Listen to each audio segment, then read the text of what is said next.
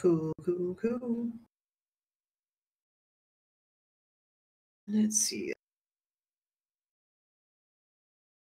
Huh. Hello, future people. Okay. Let me pull up that in the background. Hi-yo.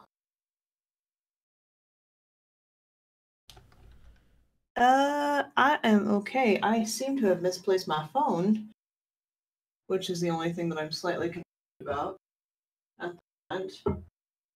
But beyond that, everything is good. I swear I had it when I was gaming, so I don't know where I put it. But it is okay.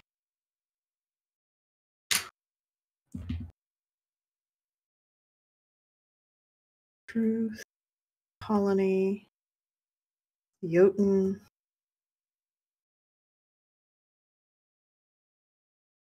Anything with hard tracking. Bleh. Just got done playing new game type with some devs from 343. Ooh, that's cool, Pens.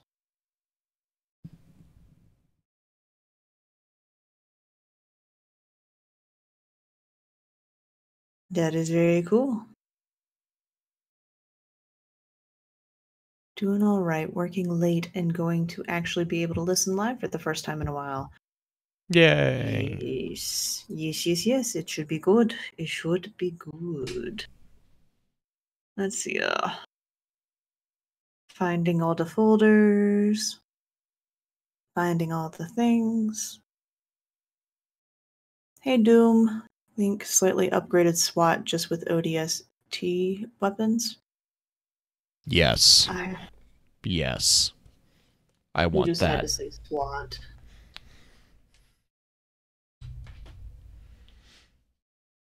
Let's see here. Top 3 introduction. What's next week's top 3, by the way? I don't have anything yet. Is that the poll this weekend? Yes. So you'll, okay. Yeah. Which is in line with what we're going to talk about tonight anyways. Yep.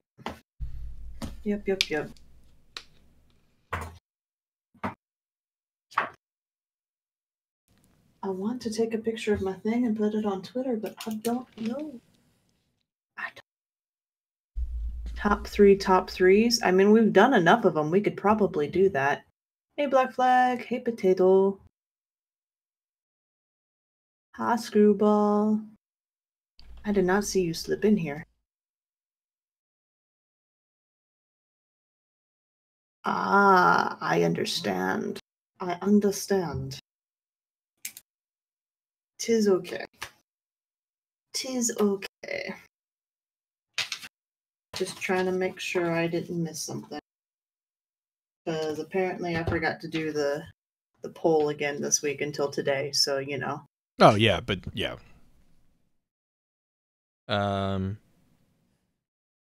Okay, I can do that. La la la. My list.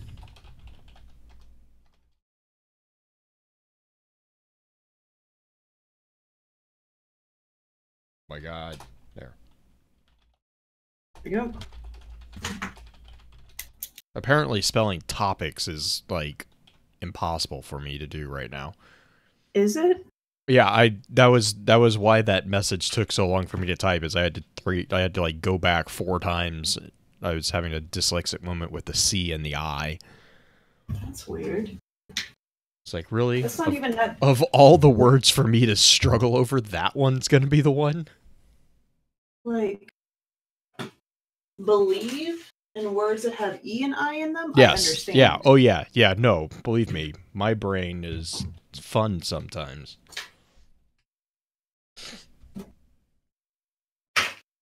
I imagine your brain is fun most of the time. That's true. Who it's fun for, I don't know. That's also a valid question. Under the pins. Fucking no. Not in with all the pens and pencils. I didn't shove it anywhere. Weird. Know of. Oh All my. right. Oh my. Whatever. Yeah, I'll be Tis honest. I whatever. still don't know what I'm doing with this week's top 3. Problem pens. I have my phone, and like I told you this morning, I always have my phone on silent. Yep. So it does not matter in the least respect.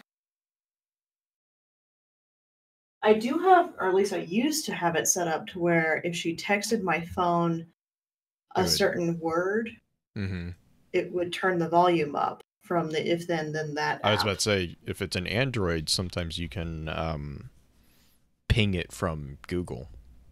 Oh, really? Yeah, hang on. I think, give me 1 second. There should be a way you used to be able to do it. Hang on. I have a note. Yeah. Which note is it? 8? New one. Note 8 9. Or 9? Okay. Mm-hmm. Pretty sure it's 9. It's the one that came out last year. Or no. I know. Let me look at it. Note 9. Yes, that's the one I have. Galaxy Note 9. I need one of those attachable chimes. I mean, this is, to be fair, guys, this is the first time I've lost my phone in probably 4 years. Because it normally lives in my hand.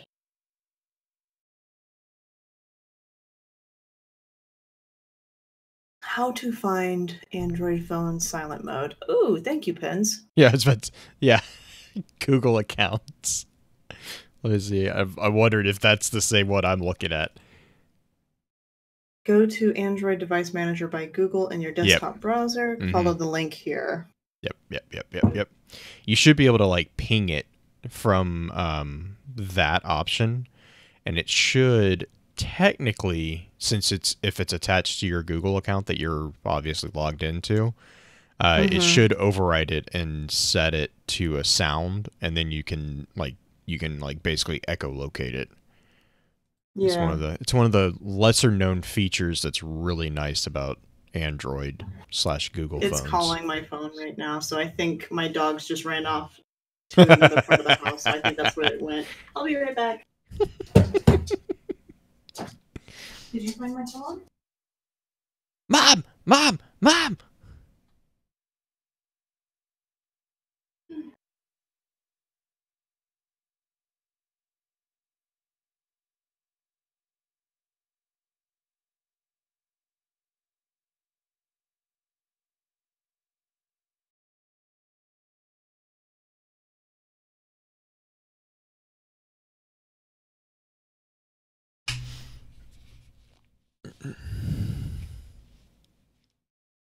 I got these new headphones, and they are like completely... It's weird. I'm used to my Astros, and these are not Astros. Buddy, out. There you go. These are... Found it.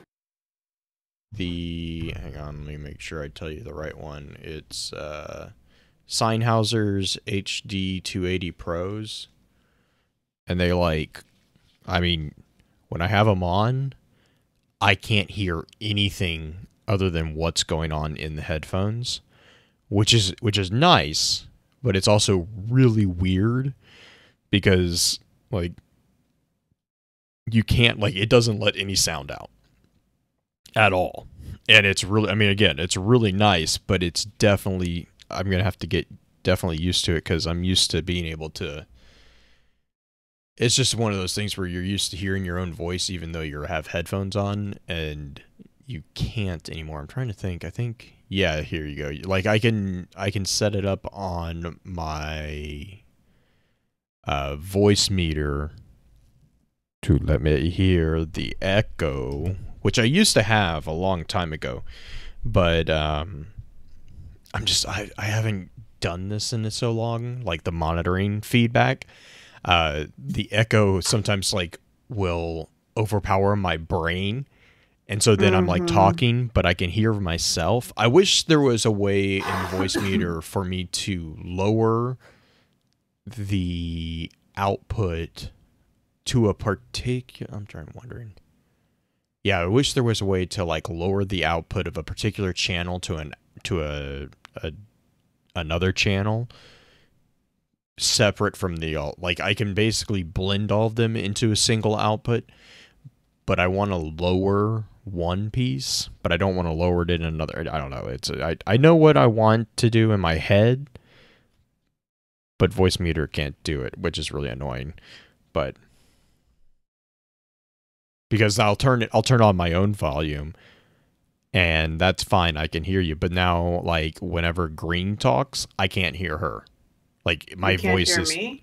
Well, I can hear you, but my voice is. I don't know. I guess I never realized how much louder my volume is until like right now, and it's like whoa.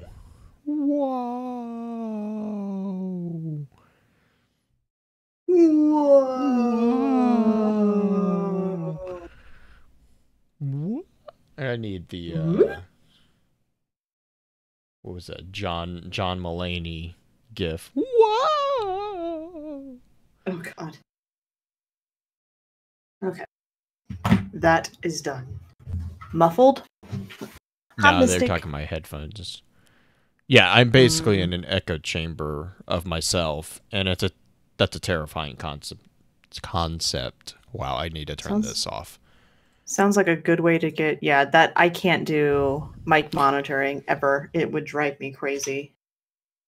I wish there was a way. Well, I could maybe. Nutty.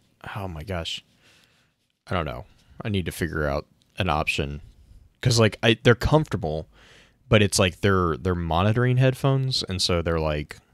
I mean, they're very, very well done, but it's like when I'm in a chat like situation, like right now, it's going to take me some getting used to because like with the A40s, which are freaking amazing headphones, but like they have a lot of sound leakage, both in and out, right? So there's like. These aren't sound canceling, but they're just about sound canceling. Like, it's really weird. I just haven't had these type of headphones on for a long time, and so putting them back on and then trying to talk, it's like, whoa. Okay, so, like, I can feel... I don't know how to explain it, but, like, you can feel your voice, but you can't hear yourself talk. It's really weird. I don't know if that makes any sense to anybody, but... It does. It does. It's like having your voice go through like a cone right back to your ears, but it's instantaneous, so there's not really much delay. I don't know. Hard way to describe it. But might be the whiskey. Pens is having a few fingers of whiskey, guys. It's gonna be a good night. All right. So. How you doing over there? Blue. Good. Typing. Okay. Let me know when typing ceases. And then we could start the audio. Yeah, I just had a question for you. Sure. Let me make sure I'm in the right chat. Oh, shit. Am I in the yes, I am in the right chat. God, you scared the crap out of me. I'm like, oh no. No. I slid into my Discord or Hydra Discord for a moment to see if Lux has been online at all today. Because I'm a little worried about the boy. But Green slid into her own DMs. Dun, dun. I mean, I am that talented. So we can, yeah. I mean, I'm just thinking to kind of explain, because we're going to be, if we don't, we're going to be dancing around it a little bit here. And, I mean, excuse me, we don't have to play the full thing right now. We could just kind of give them a, hey, heads up, this is what's happened. This is kind of what's going to happen. And I know I am being like super vague for everyone in the chat. And I don't mean to be. We're getting ready to talk about it. Right. I'm fine with top. Because we have a lot of people who stick around for top 3, but have to dip out partway through the regular chat. So, and we're not. I mean, we can record it if you want, but I'll just cut it out of the final episode. Obviously, if you want to go ahead and not worry about it later. Do you want to? I mean, I recorded the audio for you. Yeah. No, I'm saying we won't play that for top 3. I'll play that. I'm going to play that for the normal stream. Okay.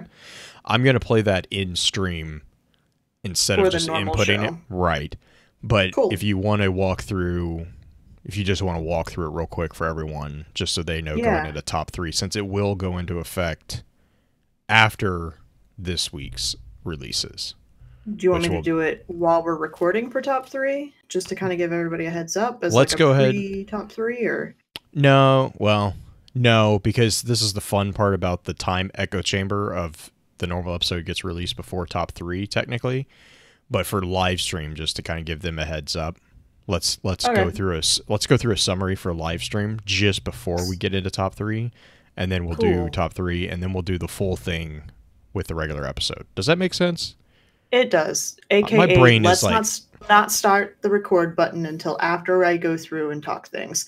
So, here's what's going on, guys. For everybody who's already thoroughly confused in chat, Blue and I have been chatting for a while now, I think that's fair to say, about how to make the show not only more accessible for new Destiny players, guests, just people who are busy, as well as make it more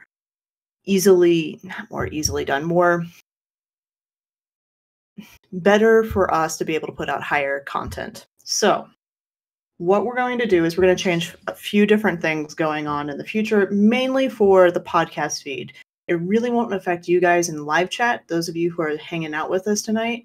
What we're going to do is we're basically going to go from having 2 episodes, which are top 3 in our normal episode, to having 3 episodes. It'll consist of top 3 like normal. Then Blue and I, and if we have a guest on, are going to do what's called an introduction session or an introduction episode. There's lots of different names we've kind of thrown around for it. But basically, it is a lower level introduction to the topic that we're talking about for that week. So say we're talking about Marcus Wren. If we had a guest on who had no idea about Marcus Wren, we would talk to the guest about kind of SRL and stuff like that, and just kind of the history and their connection with that. That episode lasts about 45 minutes to an hour, ideally. And then after that, we basically reset the clock, reset everything, and create a secondary episode, which will be our advanced episode. So the hope is that we will be able to cut down on the episode lengths that we normally have, because right now we're sitting 2.5 hours is pretty common for us, 3 hours sometimes, even longer. So what we're hoping to do is we cut down to have 3 different episodes released during the week. Monday would be the introduction episode, which is the low-level stuff. Wednesday, obviously top 3 like normal. And then Friday, we're hoping to release the advanced episode, so you guys have something kind of sprinkled out throughout the week. And it's got good information in all of them, kind of like a review for people who are really into the lore for the intro, or like an introduction for the people who don't know it. Top 3, so something totally different, and then going into the deep dive later. As far as us recording it here, it's not going to change too much. You're just going to be able to hear essentially 2 introductions during the live stream. And I'm trying to think of anything else that I'm missing. I don't have my notes in front of me. The only other major thing will be the YouTube releases. We'll obviously... so what we do normally is we will have like the stream, what we kind of call the unedited behind the scenes stream edit or stream archive. I try to get those out on like Thursday-ish, which is a hit or miss schedule, to be completely blunt. What I'm going to be trying to do is what we'll do like Green just said, we'll have the intro session on Monday, top 3 on Wednesday, an advanced session on Friday morning. And then following that, probably about noon on Friday, that's when I'll then put out the stream archive, so that, because the stream archive is like, you know, the full like 3 or 4 hour, whatever long, the full live stream that you guys are here for right now. Well, in order to not quote unquote spoil the episode that's coming out on Friday, we're gonna push that back until Friday at noon, and then we'll have, so Friday is going to be like super busy for podcast feeds, basically. The other thing that I forgot to mention, I forgot to mention the poll. Yes, that's the other thing I forgot. So this is the other major component that's changing. Timing wise, it's going to be a little bit better for us to be able to help not only ourselves out and pick out topics in advance, because whenever we do things like extra lore, we have so much time to prep, and it's marvelous. But also give opportunities for the guests to pick a topic that they want to talk about, and we can go into depth with them on that. Obviously, we can guide them a little bit further into what direction we want to go with it, but give them a chance to have some input too. So what we're going to do with the poll, normally the weekend poll that has you guys picking what topics we're going to talk about the next time, we're going to basically split it 50-50. The community will get to pick extra lore and 1 Destiny topic. And then Blue and myself and guest, if we give them the option to, because depending on the guest and if they're really passionate about it, some guests are just like, I don't care what we're talking about. We'll pick the other topics. So we can basically plan out a month ahead of time what we're doing, which gives us the opportunity to put show notes together that are a little bit more developed, rather than Blue and I throwing something together in 1 week as fast as possible, or 45 minutes, as sometimes it turns out to be. But hey, Mates for Life, I'm glad you're here. But that is the other thing that's changing. The top 3 topics will be done in a Twitter poll. The monthly topic for extra lore will still be the same, and you'll get essentially another option on that same poll to pick the second month topic. Essentially, I think it would be week 3 is what we decided. Yeah, because what we'll be doing is like week 1 will be like, well, and here's the thing is, like, when we say we're picking the topic, it's not like we're gonna be like, no, we're doing this topic. It's basically to give us the flexibility when we approach guests, especially sometimes we'll try to get guests who are bigger names but aren't really involved with lore, or like that's not their primary focus.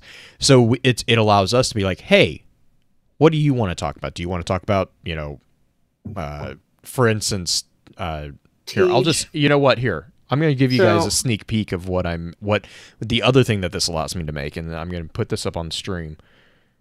Okay, so one of our guests coming up in August is Tej from Rooster Teeth, and I just approached him yesterday or the day before and asked him what topic he would like to talk about that's lore related, and he mentioned that his big thing would be he really wants to talk about Gambit.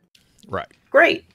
Easy, not necessarily an easy topic, but we're going to talk about the dangers of Gambit and the development of Gambit Prime and how dangerous that was. And we can go more into Drifter and stuff like that in the extra lore, or not the extra lore, the advanced episode, as well as talk about maybe his history with the Iron Lords and stuff like that, and go into a topic like that.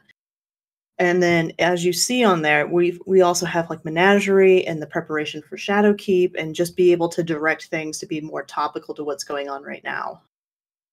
Obviously, you guys will get a chance to choose as well, but and that's that's the other thing I was kind of building up to is like, it's not that you guys as a group, you guys are still going to be guiding it, because I know there was a couple times it's so funny, like as Green and I are having these conversations, like no one will say anything on social media, and then like we started having this conversation, and like, was it like within like 2 or 3 days, it's cool guy, or I'm a cool guy. Someone's like, boop, boop. It's like, oh man, guys, it's so good that you do this, and I'm like, God bless it. Like I'm like ah.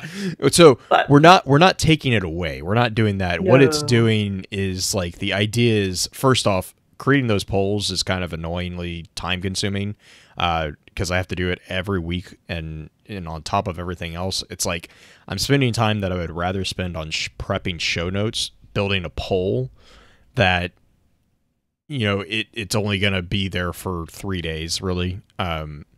Whereas if I can just be like, okay, hey, this week we have, like on the screen right now, you can see we have 5 episodes coming up. Well, we know the first week's going to be Extra Lore, which you guys have decided, the month prior. Awesome. We got that. And Green mentioned that we have good notes for that because it's like we have like 4 or 5 weeks to prep for it. And most of the time we're somewhat familiar with it already, or we're getting a guest on who really knows it. The next week would be one that Green and I would choose, or the guest. Usually it's probably going to be the guest, or at least like focusing on the guest option. That third week, that's the one that actually is one that you guys got on this last poll. So that's the Nothing Ends was the winner of this last poll. And then so normally months are 4 weeks. This August one is actually 5, which kind of was interesting. But then the following one is 178. That preparation for Shadowkeep. Well, that just like falls really well in the schedule of releases, which is another thing, is like we'll be able to kind of be more focused on the seasonal aspects, since that's kind of where Bungie is moving anyways, which is both nice and also aggravating because lore drops are really heavy. So keeping up with it's kind of an interesting shuffle. Yes. But that will help us kind of be like, oh, hey, we got a season coming up to an end. Let's recap what's going on, or let's prep for, we know that, Season of the Undying is going to be about Eris and the Hive and all this. Okay, cool. Let's prep for that. That's going to give us an option to do that. And that is going to still be involved in like a conversation with you guys. Like that's something that, Green can attest to, that I've been really paranoid about, because I want to continue that. I don't feel that there's a lot of avenues for people as a general whole to have that control over like content that's being created. Like, sure, content creation is very fickle in and of itself, as like you can respond to it's a very reactionary thing from a group perspective. Like if you're interested in the particular topic, then you can go out and find it. But there's not a lot of avenues where a content creator is like what Focus Fire does is, we ask you, what do you want us to create? Or what do you want to talk about? What do you want to communicate with us?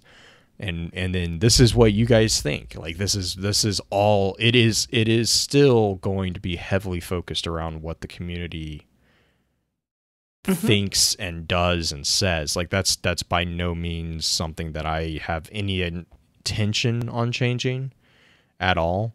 So I think that's something that I really want to stress, is that this is just really to allow us to present you guys a higher quality, hopefully, higher quality product, and also to kind of work on alleviating some of the stress on us, because the last minute, both Green and I are both like kind of OCD and perfectionist about the way that we do show notes. So the stereotypical last minute throwing everything together is like really stressful for me, especially. It's very stressful for me.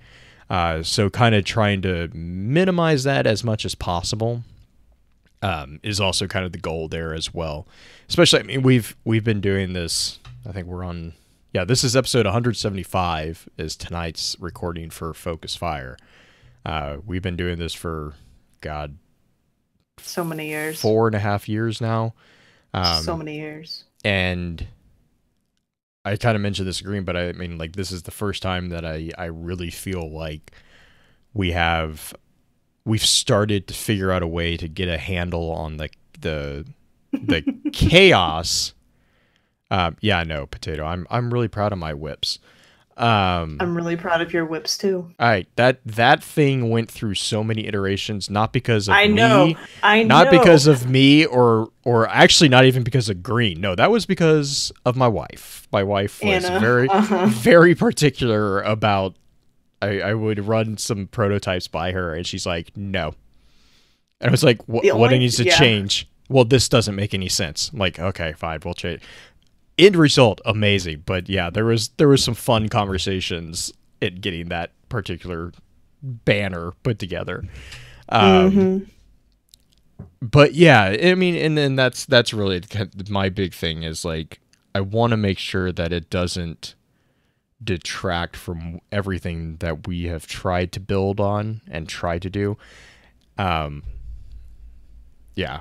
And it allows me a little bit more freedom also to focus on other projects that hopefully I'll be able to talk about shortly with the Lore Network, which I'm hoping that we can kind of start bulking up a little bit, as well, because I think that's an untapped resource for everyone out there. And so Black Flag, yes, I believe that is the plan at the moment. So there will only be one Survey Monkey poll a month. But there will be polls every week for top 3.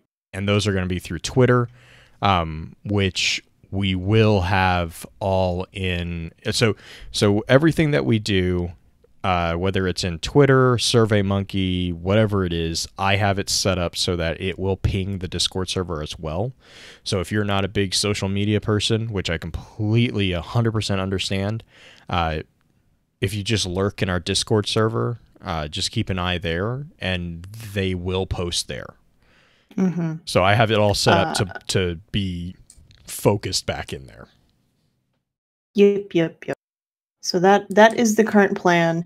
It's not going into effect as far as like the triple episode thing just quite yet. Blue and I are still trying to decide exactly when we're going to start that up. I think we're going to start it in August as the current plan. I gotta figure out it. Yeah, I think the only outlying conversation that we're still on is the extra lore episodes. Yeah, like what we're doing there, but beyond that, we should be pretty good to go and able to start pulling things together and getting things together. And it will give, if you guys are special guests at any point, because I know a few of you guys in live chat have been special guests, you guys get to help direct the topic as well now, which is kind of cool because we get to hear what you guys are passionate about personally. So, with that being said, we should start audio and start top 3 smells. Have you figured out your smells yet, sir? Sure. Shit. All right. I'm giving you a little bit of time to do that as you're frantically writing down and trying to think of things that smell. Yeah, are we doing top 3 like pleasant smells? What are we doing? I'm doing top 3 pleasant smells. Because I don't want to talk about top 3 nasty ass smells. And that's not something I don't want. And yeah, we don't want to talk about anything dank. I live in Colorado. Yeah. So napalm in the morning, space. Shout out to Asteroid 2019 OK. Thanks for missing us by a hair's breadth. I really appreciate not getting killed. Does everybody in chat know what that is? Because I did not know that even happened until you sent me that tweet. Well, here's the fun fact is no one knew it happened until after it happened. Oh my God. I'm like, wow. So apparently this asteroid, its orbit, its orbit scared the shit out of everybody is basically what happened. Yeah, and it got really stinking close to hitting Earth, which granted, really stinking close is relative. No. It was really fucking close. Like they said it was 1/5 of the distance between us and the moon. Like it That is really fucking close. It basically hit us. Like it and the thing is like the speed at which it was going was part of the problem, because it was going like it was like 24 kilometers per second, which I mean, Jesus. which is enormous and astronomically fast anyways, but like the average asteroid is going anywhere from like 4 to 12 kilometers a second. So like, I mean, they're fast in general. This thing was hurtling through things. They were hang on, let me see. No, I posted it just so I can. Yeah, here it is. It was big enough to screw up a city. Wait. Yeah, it was a city. It was a city buster. It was a city buster. But it was not. It's not a buster would still f up everything else going on. Yeah. So like the last time one of these the asteroid this size hit Earth was about a century ago in Siberia, and it leveled 22,000 square kilometers of forest. So it thankfully hit a forest, but I mean, it leveled things. The guy who I was reading the article, I believe in the tweet from NASA, he was one of the astronomers from Australia, and he was like talking about like this morning his phone just blew up from all these press, and they're like, "What do you want to say about this and this and this and this?" Yeah, the Tunguska event. And he's like, what are you guys talking about? Like, we know there's there's asteroids that go by Earth all the time. And there's actually a couple that they're tracking that are going to be going by Earth this week, but they're like nowhere, like it's close, like what you're saying, Green. It's like close, but it's like, you know, it's a long distance away. No, right. This is like, they're like, no, like, you couldn't see it. Like, that was the problem, is because the tracking for asteroids right now is all based off sunlight reflecting off of it, which, you know, it's like the problem is with the asteroid this size, they couldn't see it. Like, until, like, he said that even as it passed through, like, well, not through, but like passed by, you couldn't even see it then. It's so small. It's got such a weird profile that you couldn't see it. But yeah, it was like they said. That was a warning shot. Yeah, humanity. well, and that's actually kind of what he says in the article. He's like, "Look, it's not that we couldn't like divert one of these things, but we have to get our act together and get our monitoring like figured out, and as a global community, figure that out, because like there's basically two options as far as like." You know, diverting asteroids. You can use gradual pushing away, or you can use what's referred to as the gravity tractor, which is basically you send a spacecraft up with an increased gravitational pull and you try to like yank it. Yeah, Black Flag. Actually, he mentions that. He's like, what you don't want to do is throw a nuke at it, because best case scenario, all it's going to do is fragment it. It's not actually going to fix the problem. And then now you're going to have a rock that's hurtling towards you that's now radiated. Where's like, dead orbit when you need him? So, yeah, it was very interesting to read his take on it. But yeah, he said it was a city buster basically, and yeah. It was one of those things that it's like, wait, what was that? Like, that was kind of the conversation that happened. It's that moment when a wasp flies by your face and you just react afterwards. You're like, wait. But yeah.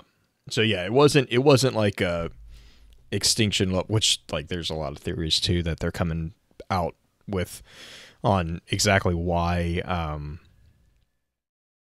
the extinction level event happened. There's a couple interesting theories that have come up recently, but like it's not like, you know, it's not something that's like a planet buster or anything like that. No, but I mean, it was a good size chunk of rock. So smells. But yeah, smells. I just love the name. I just love the fact that its designation is 2019. Okay. Someone posted a tweet. So NASA, about this asteroid. Look, it's 2019. Okay. Like, yeah. Okay. So speaking of okay, we're recording. ready to click on. So we have 3, 2, 1, click. Cool. And that can go into the background. And I'm gonna get killed by a scream. No. Thank you. I survived. I am a god. That's what we need is a shirt. I survived 2019, comma, okay? Yeah. Question mark? Question mark? You want me to clap? Oh, trust me. If you stick around for the normal show, you're going to hear a clap. All right. That's not ominous at all. Blue isn't the one getting distracted playing Destiny? I mean, I got to get my stupid weapon frames done. Anyway. Top 3. You ready, Blue? Yes. Okay. Welcome to FFC Top 3, a show where we, your FFC hosts, count things down from 3 to number 1. Thank you for joining us this week. If you have a suggestion for a topic for Top 3, be sure to drop us a note on Twitter at FocusFireChat, in our Discord, or even email us at focusfirechat@gmail.com. This week, we're going to discuss our top 3, and I cannot believe I'm saying this, our top 3 favorite smells. Our community is really excited about this. This was a topic we were talking about for weeks, by the way. Like, this is a thing that people have been wanting to know. Like, the most burning question. I don't know why. I don't know why either, but we are doing top 3 smells. Now, granted, I did qualify this. We are doing top 3 favorite smells, not gross smells. I am not dealing with a 12-year-old boy giggling blue. I mean, you're going to have to deal with that anyway. Yeah, that's basically right. It's just one of those things, like, I have brothers. I've been through this. I don't want to live through it again. But it's just Blue and I this week with our top 3s, and that means Blue gets to start us off. Blue, what's your number 3 smell? So I have to go the Doctor Who route and say petrichor is my my number 3. Wait. What? Okay, is this a real thing or is this a... This is a totally real thing, and it's actually a really pleasant smell. So for those of you who do not know what I'm talking about, petrichor is it's a word for the smell that it's basically an earthy scent that you smell when rain first falls on dry ground, dry soil. Okay. It's very it's petrichor. Like it's just like it is what it is. But the joke, I guess, or the kind of connection for my brain is that this is like a huge thing in the Doctor Who season with Amy Pond. It's one of the things, like, near the end of her story arc, the whole thing, she gets famous and whatever, and then she has a fragrance line that is petrichor. Like, it's just like, oh my god, it's so funny. But yeah, it actually is a very pleasant smell. It's also it's a combination of Petra, which is Greek for stone, and then ichor, which is the divine blood that flows in the veins of gods in the Greek mythology. So you put those together and it's petrichor, or petric. Yeah, I don't know. It's a Greek thing, but yeah. So Petra smells great, is what I'm hearing. Petra is actually Greek for stone. So I guess Petra smells great. I'm gonna keep it. I mean, anyway, we've all seen her without her cloak on. She needs to not do that again. That was very distracting for everybody. I mean, I can't help that she's got one of the best tookuses in the game. Pins! Oh, wow. Wow, I can't even say that on stream. Well done, Pins. You've been hanging out with Hydra way too long, sir. That is Hydra worthy. That is Hydra worthy. Well done. We broke Blue. We're only at his number 3, and we broke Blue. I was already like on the verge with just the smells in general. Right? Oh my goodness. Oh, that one I'm going to save. That one is going in my back pocket for role play later. Oh, no. Yes, this is happening. Anyway, so my number 3 has nothing to do with rocks or Petra or rain. It is a scent that I kind of fell in love with in college. I used to work at a store that basically it collected a lot of kitschy things from all over the world and put it all in one store because, America. And one of the things it would have would be these essential oils. And one of them in particular that I really enjoy is the smell of sandalwood. Mm-hmm. I never grew up knowing what that smell was. I just knew it was like, hey, this is a really, really famous scent, blah, blah, blah. But sandalwood is something that I always associate with something rather soothing or calming.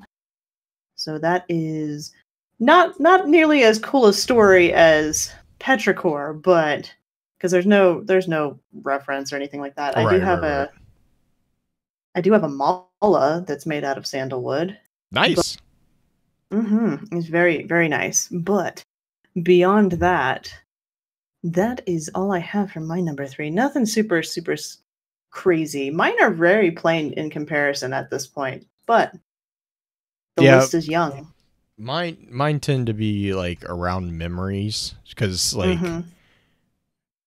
that's really, I don't know. I don't pay attention to smells for the most part. Like, I just don't. Not to be weird about it, but I don't know too many guys who do. Well, and so for me personally, because I spent so long doing farrier work, I don't have that great a sense of smell. Like I can understand that. Yeah, and actually that kind of ties into my number 2, right? Is like it's really weird, but it's basically the smell of a barn, like a horse barn. Because I grew up doing that. Like I grew up in that world. That's really my what I'm familiar with. And it's like, ironically, that's also the reason I can't really smell, because as part of being a farrier or a horseshoer, what we do a lot of times, especially with the more, I wouldn't say severe, but like the more unattended shoeing. It's like, I'm trying to figure out the right word, and I'm just not missing. It's like it's not extreme, but like the more serious shoeings, what you do is what's called hot shoeing.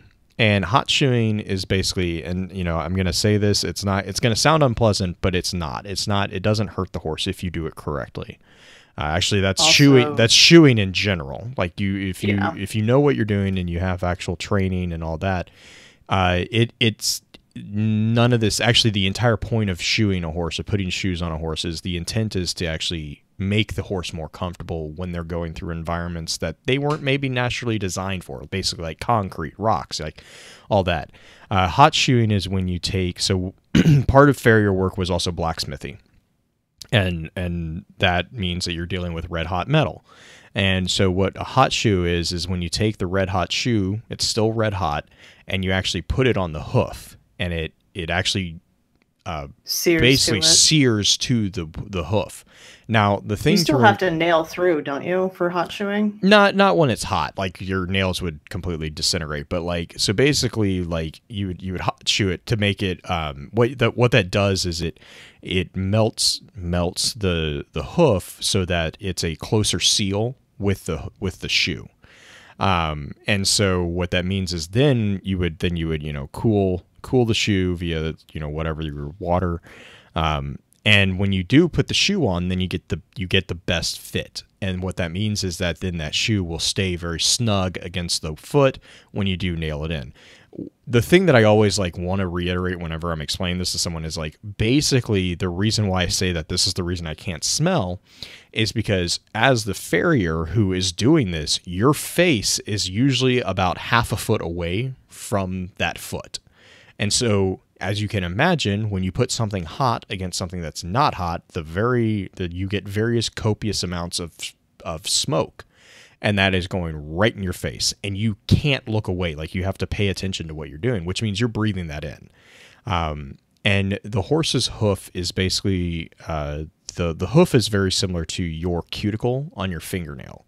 So it's like the white part of your fingernail. You know, if you're not like me and you don't chew your fingernails or keep them very short, that piece of cuticle, like, you could put stuff through that. You can put a nail through that cuticle and it won't hurt. Like, you won't even feel it. That's basically, if you're doing it correctly, that's what you're doing to a horse. You're literally pushing nails through the white part of their cuticle.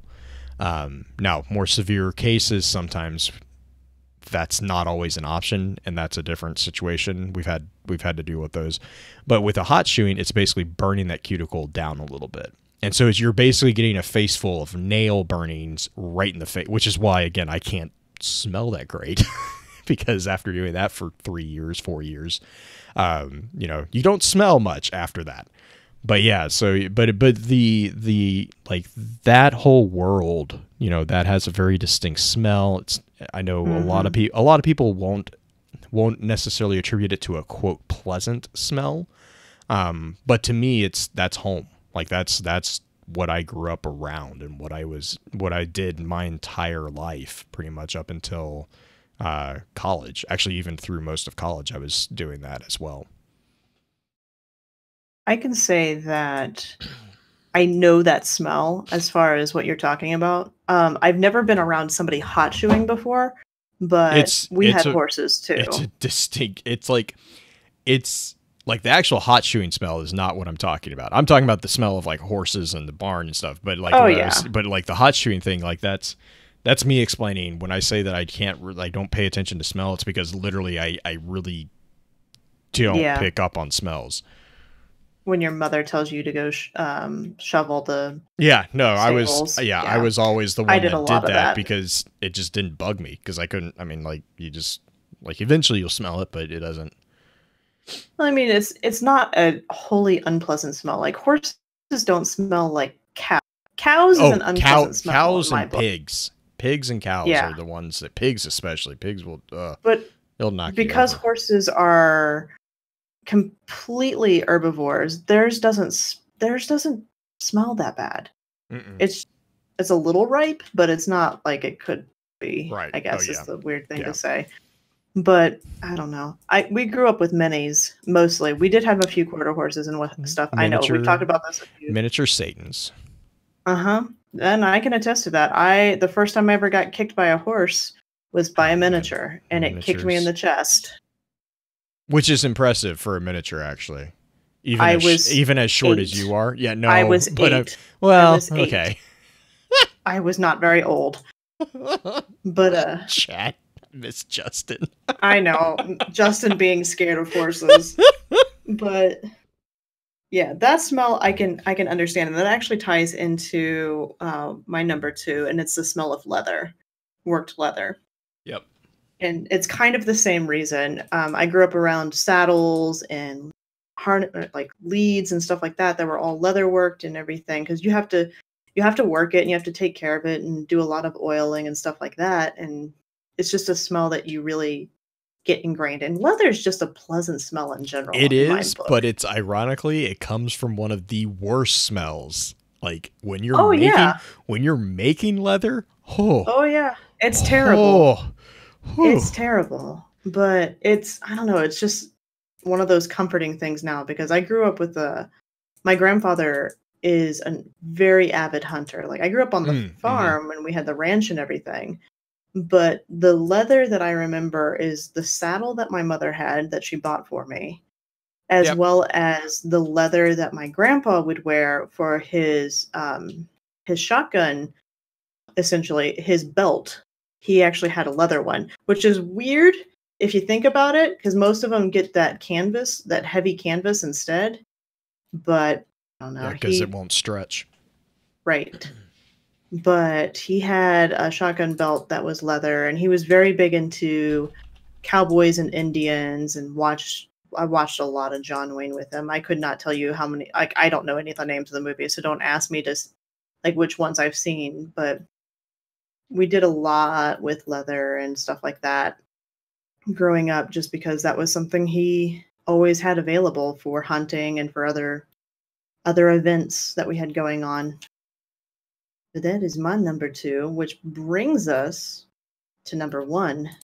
Is it another not so pleasant but nostalgic scent? No. This one, I mean, it's coffee. Like, it's really simple. I just like, I know I love this. Like, coffee to me is just something that it's memory. But it's also, like, when I smell coffee, it's I don't know. That triggers in my brain something that is probably closest that I could explain to a pleasant reaction to a smell. Yeah, it's just coffee. Yeah.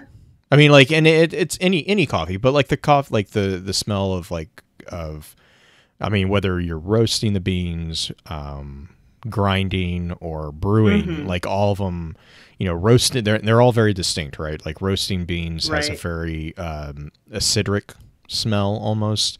It's a very distinct smell. We actually here, I work downtown Kansas City. And it used to be that's where Folgers used to be located. Actually, we actually worked, oh, really? Yeah, we actually worked for a number of years. We were a couple blocks away from the Folgers plant. And they've moved since then, so they're no longer like downtown. But I mean, like, it was really cool because, like, in the morning you'd show up to work and it was like, I mean, the entire downtown, it smelled. They were roasting, and they like, they're Folgers. They roast like immense amounts of beans at the same time. And so, like, it was like it was so cool. But there's a lot of, like, you know, now I think Folgers, I think they're still in the area, excuse me, but they're not downtown anymore. But we also have, like, the roastery is not close to us, but it's like probably about a mile away from where we are, by Boulevard Brewing. We have a number of, like, independent coffee places that roast their own beans, and so, like, there's just this really cool, like, and they all roast around the same time. Because there's, like, obviously a downtime for that type of business, and so, like, even though the massive factory that was Folgers isn't still there, you still will sometimes be walking around and you get, like, a whiff of that, and it's just like, it's just really cool. And then, yeah, just the smell of it brewing too is right. That's a whole different smell, and in my brain it's like, oh no, now it's coming, like. It's like, this is the making of it, which is special in of itself, but this is the smell you get right before you get it. Like, this is my brain. Like, it's like the Pavlovian response, of, like, right, I'm like where's the bell? Rogers, where's the bell? Ding, ding, ding, ding, ding, ding, ding. Like, yeah, oh my mouth watering. Yeah, exactly. Yeah. Right. How funny. I have coffee written down as my number 1, but I changed my number 2. Because of the horse barn mention, because it's just like, you know, that is a scent I do really enjoy, is the whole leather scent. But my number 1, I'm going to move my number 2 up to number 1 instead, so I'm not just Miss Copycat and Blue. It's because it's a good smell. It is a really good smell. Like, it was legit my number 1 until about 5 seconds ago. And the benefit of going first. Right, and that's why I let you go first, because I can change things on the fly. But thanks, I think. Yeah, it's a good thing. It's a good thing. It's because I care, Blue. I care. But my number 1 is something I did not grow up with at all. It is not a scent that I was familiar with until I first moved up here, and it is this. At least I knew what it was in, like, candles and stuff like that, but you can't trust, like, fragrance things. It's not the same, but it's the smell of running sap in pine trees. It's particularly like what's going on right now in Colorado. And there are a few different types of pine trees that I really, really like. I like your evergreen scent that you get when you buy an evergreen candle from the store, essentially. That very pine or what is it? I'm trying to think of the different ones that are made into scents that way. But that very earthy, very stereotypical one. But there's one that I'm actually going to mention that's my wife's favorite, and it's her number one. And that's a ponderosa pine. Ponderosas are not local to this area that I'm living in, but there's a ton of them because they got planted because they grow quickly. And the scent of a ponderosa pine is very unique in that it does not smell like what you would think a pine would smell like. It smells like either butterscotch or caramel. And you can legitimately go up to a tree, and if the sap is running and you smell it, you'll either smell butterscotch or caramel. It's one of the weirdest. Yeah, it's very, very odd. But that is her favorite scent. And when we go out, the funniest time we've ever gone hiking is we took my mom, and Julie stopped and smelled a tree. And the look my mother gave her was something I really wish I had gotten on camera, because it's just like, you can see the wheels. Yeah, it's the wheels turning in her head like, my daughter married a tree hugger. That's exactly the thought I swear to God my mother had. And it's just like, no, Mom, come here. Just try this. Trust me. There's a reason we hug these trees. They're special. They're special. They're very special. They take care of themselves. Screwball. They smell real good. Don't lick the tree. Yeah, don't lick it. It does not. It would not taste good. I've never been around like a maple tree to see what the maple syrup or anything. To tap them. Mm-hmm. Yeah, I played enough Stardew. I know how to, but it's weird watching them do that. Yeah, I can imagine. But it's just one of those scents that now has become so ingrained in me, because that's what we do every time. We hug the trees and we smell the running sap, because we're tree huggers at this point, apparently. Anyway, I think, do you have any like also Rands? I know this was kind of a tougher topic for you. Oh, mine, like, I like incense, like, because again, it's usually like really earthy smells. But Nag Champa, oh God. I mean, it's a base smell. Like, it's like, do I enjoy it? No. But I recognize what it does. Like, yeah, it really, it covers everything. It's, I don't like, it's not a bad smell. It's just not a pleasant smell at the same, I don't know. It's just there. Like, it's just smoke. It's a unique one. Well, Nag Champa, no, Nag Champa specifically is what I'm talking about. Like, it to me, it's just like, I'm like, it's there. Like, I don't know, like, I love like going out to Renaissance festivals and getting like new incense sticks, especially like homemade ones, or not homemade, but like the not factory design ones. Yeah. There's one that's like Witch's Brew. There's Dragon's Blood is another really popular one. There's a couple that I found this last time. It's like Spiced Peach. It's like really weird.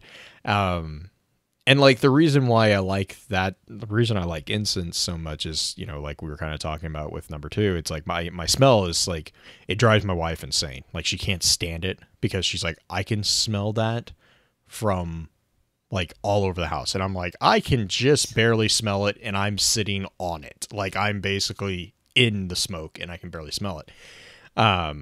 And so she's like, you are not allowed to burn that while we are in the house. Like, all right, whatever.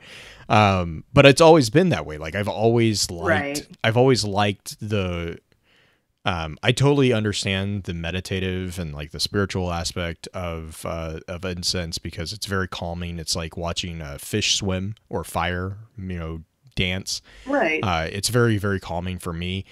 But then there's also like the sage, like burning sage. Oh, yeah. Burning sage is like So we'll have every now and then we'll get like a little bit of an outbreak of sage up here, and like it's one of the few plants that I specifically go out and I find and I bundle and dry, because then if we're doing a fire, you can toss sage on it, and it's like, you know, it smells great. First off, second, mosquitoes. It gets rid of all the mosquitoes. Like it Yes. it's kryptonite for them, and it's like, and it lasts so long. Like you put a good bundle of sage on the fire and you don't have to worry about mosquitoes for like the night. So yeah, it's just like, just that type of stuff is really, to me, is really cool. And then, you know, having like the extra, you know, history and stuff like that on top of that is really just a cherry on top. Like the smudge stick type history, or what are you talking about with sage? Like with sage in like the purification process of Native Americans, and like actually most shamanistic. Like smoking meats and stuff like that. Oh, yeah. Like, I mean, like, so, I mean, yeah, you have applicable history, like actual, like, actual applications. And then you have like the spiritual history of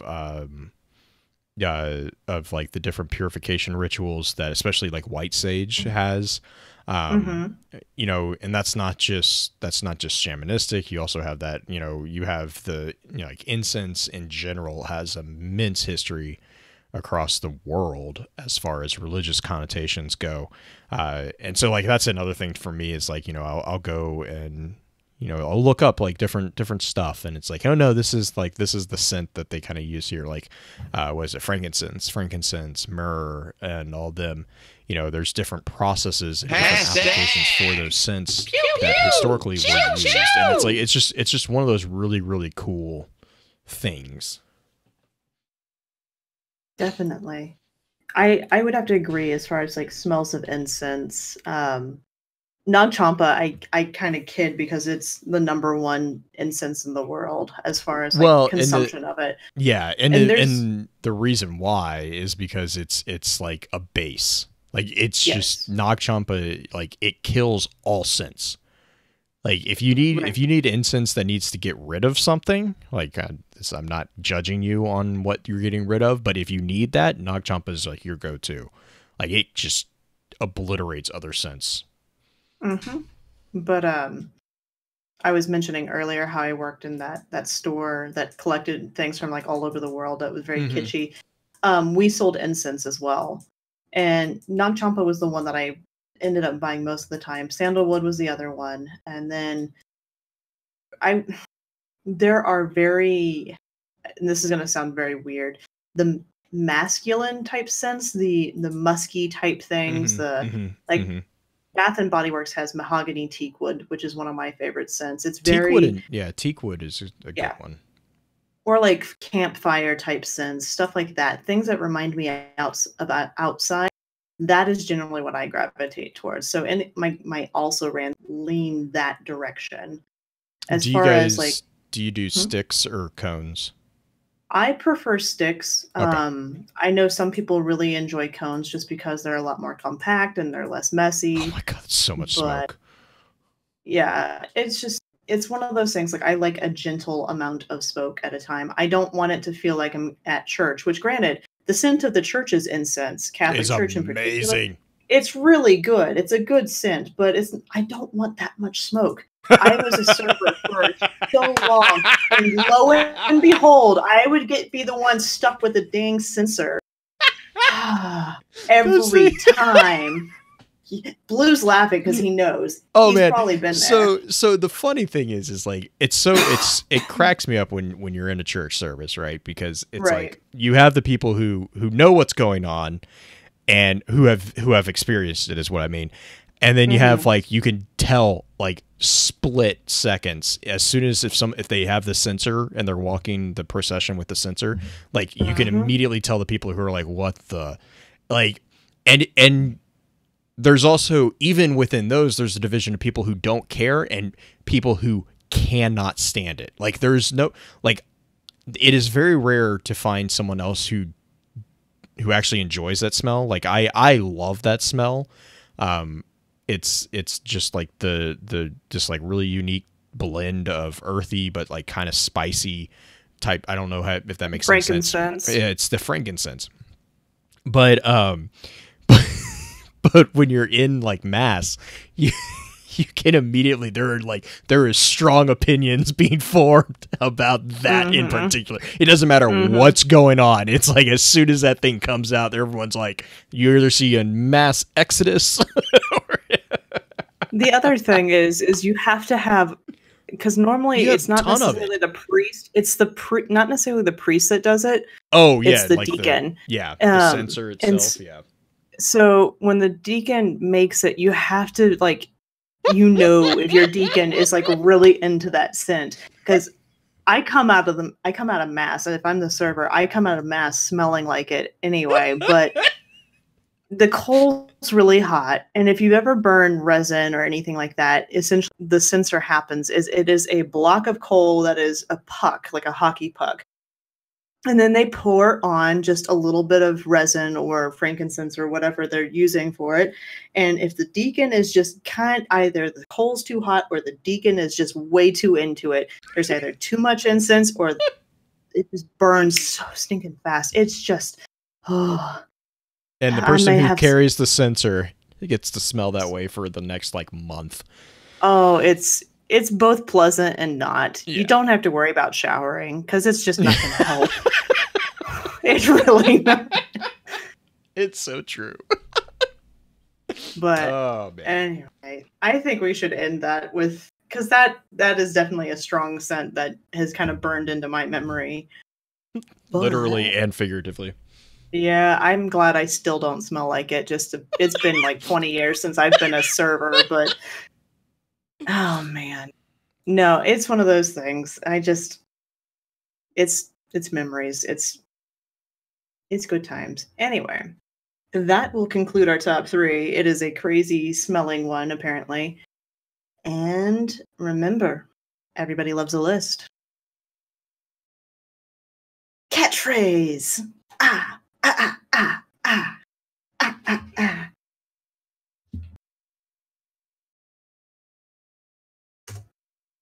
Oh man. All right. Let's see. That's funny. That is a very funny question. Which one? Oh, I got a DM asking if I'm enjoying Colorado during the show. I'm like, no, I don't do that during the show. I would not make it through the show, to be frank, if I did that during the show. Let's see here. I feel like I should apologize. Pins. Screw you, Pins. Wicked! You missed it! You missed it! Pins actually did a Hydra thing that was really bad, and it was about Petra. It was really well done. It was really well done. Really fucking well done. It made both blue, and I just like, what? It broke me. Like yeah. I'm going back and I'm going to clip it. I'm going to find a screenshot of it. Here we go. Okay, so Blue mentioned, what was it called that you liked? Petrichor. Petrichor. And Petra meaning rock and core meaning Ichor. Ichor is the divine. Ichor. Yeah. Yeah, so that was said, and then I made a comment about, well, how did I say? Something about Petra smelling good. And Pins popped off, because, I mean, Petra's name is Rock, and Pins popped off and said, only when wet, and everybody just went, what? Oh, man. No, not that word. That word is triggering to so many people. So I don't understand why it's triggering. Stop using the M word. It's like okay. So do you know what synesthesia is? Yeah. It's kind of like that. It's the sensation that they get with the word. It is something. Stop it, potato. It's not even something that I dislike. It is just. I like how tater.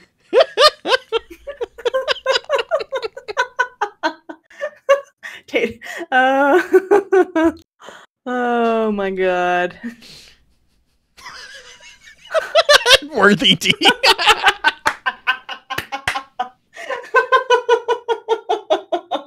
Oh shit. Oh my god. You guys are funny. I think I'll keep you. Good. Oh my gosh. Okay. SRL notes.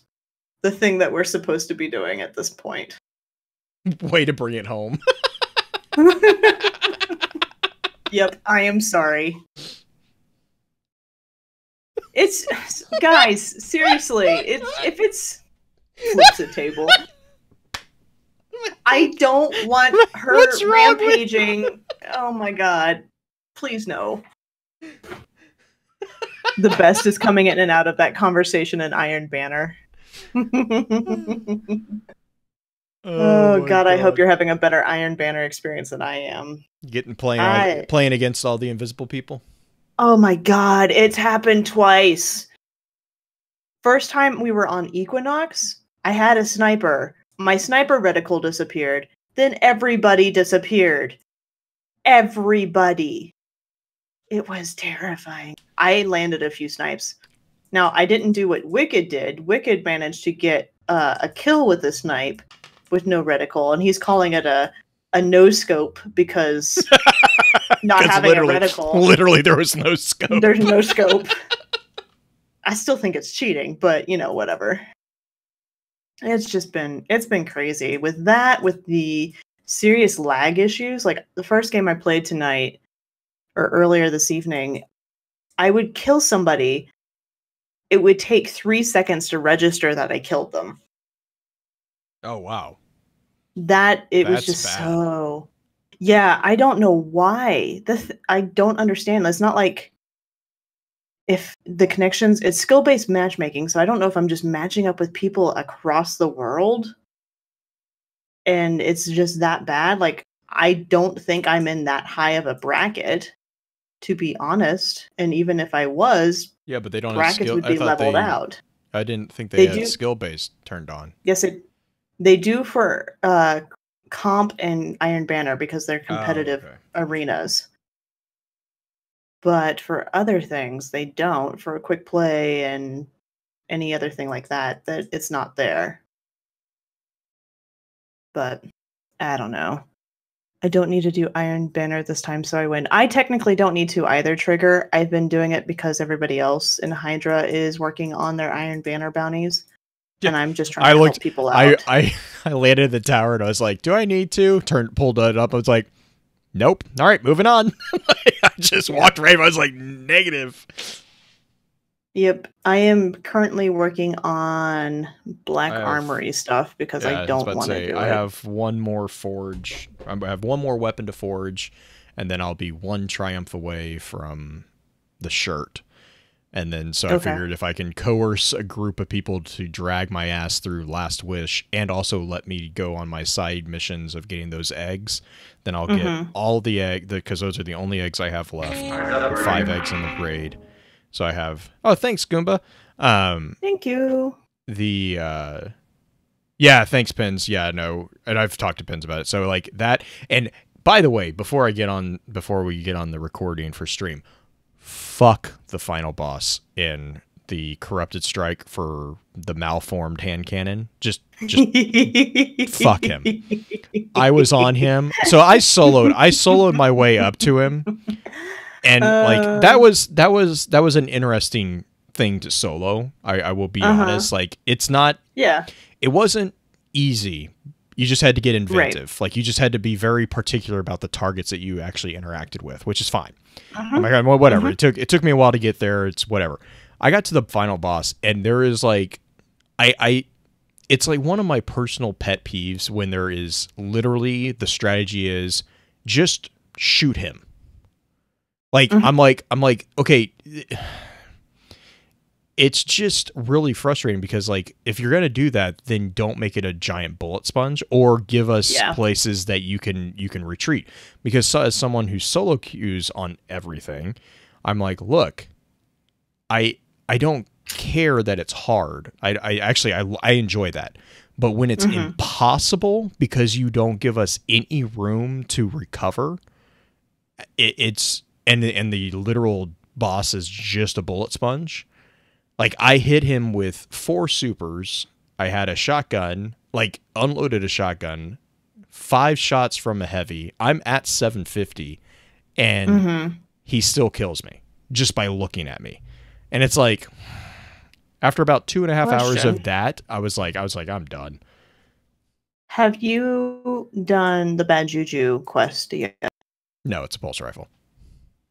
It's a good pulse rifle for one, but yeah, it's on my list to get, but it's not like pressing for me. Yeah, it's like Outbreak Prime. I'm like, So it's easier to get Bad Juju than it is to get Outbreak. I will say that 100%. I soloed. Yeah, I've looked at it's not like hard a lot to of solo. feedback. Yeah, it's like they said. Yeah, it's same. You just kind of have to be super aware of what's going on around you. Yeah. Shanks, not Wicked, the Shanks, Wicked. but the Tolan can go. Fuck off. Like that final. Like, I have, and Green can attest to this. It takes quite a bit to get me annoyed to the point that I just turn off the game. Like, I put up with a lot of frustration because I solo queue. I like, that's what I do. I don't, and I understand it's not necessarily, but like, my problem is like, if there's not a viable option to switch up the strategy and it to be accessible, I'm not saying make it easy. I'm not saying that at all. I'm saying like, yeah. I'm saying, there should be a way that you could figure that out. And apparently, so I, in my slightly focused rage of research the other night, there used to be a place that you could solo it from. They have since buffered it out so that if you go to that location, even though you are not like cheesing, it's not a cheese, but there is a rock that you can jump on that you can actually get an angle on the boss, but it's now outside of the playable realm. Like, you could still get on the rock, but now it's like you need to join. It'll pull you. It'll say joining allies and pull you right back into the middle of it. And I'm like, God damn it! I'm like, okay, this is like, look, it's not. I get the baby bumpers from year one. Like, I totally get that. That's not what I'm saying. But what I'm saying is, like, give us. And as a hunter, it's also annoying because it's like you get bumped wrong with that particular boss as well, because the tether completely invalidates your jumping ability, which as a hunter is very important to get out of things. And Blue, so, can you like, describe which strike is this again? Fucking corrupted strike for the malformed hand cannon. There you go. Yeah, it's a custom one. It's the boss that is like, he's got all the powers, and then he also has all the friends that he summons. It's like, God damn it.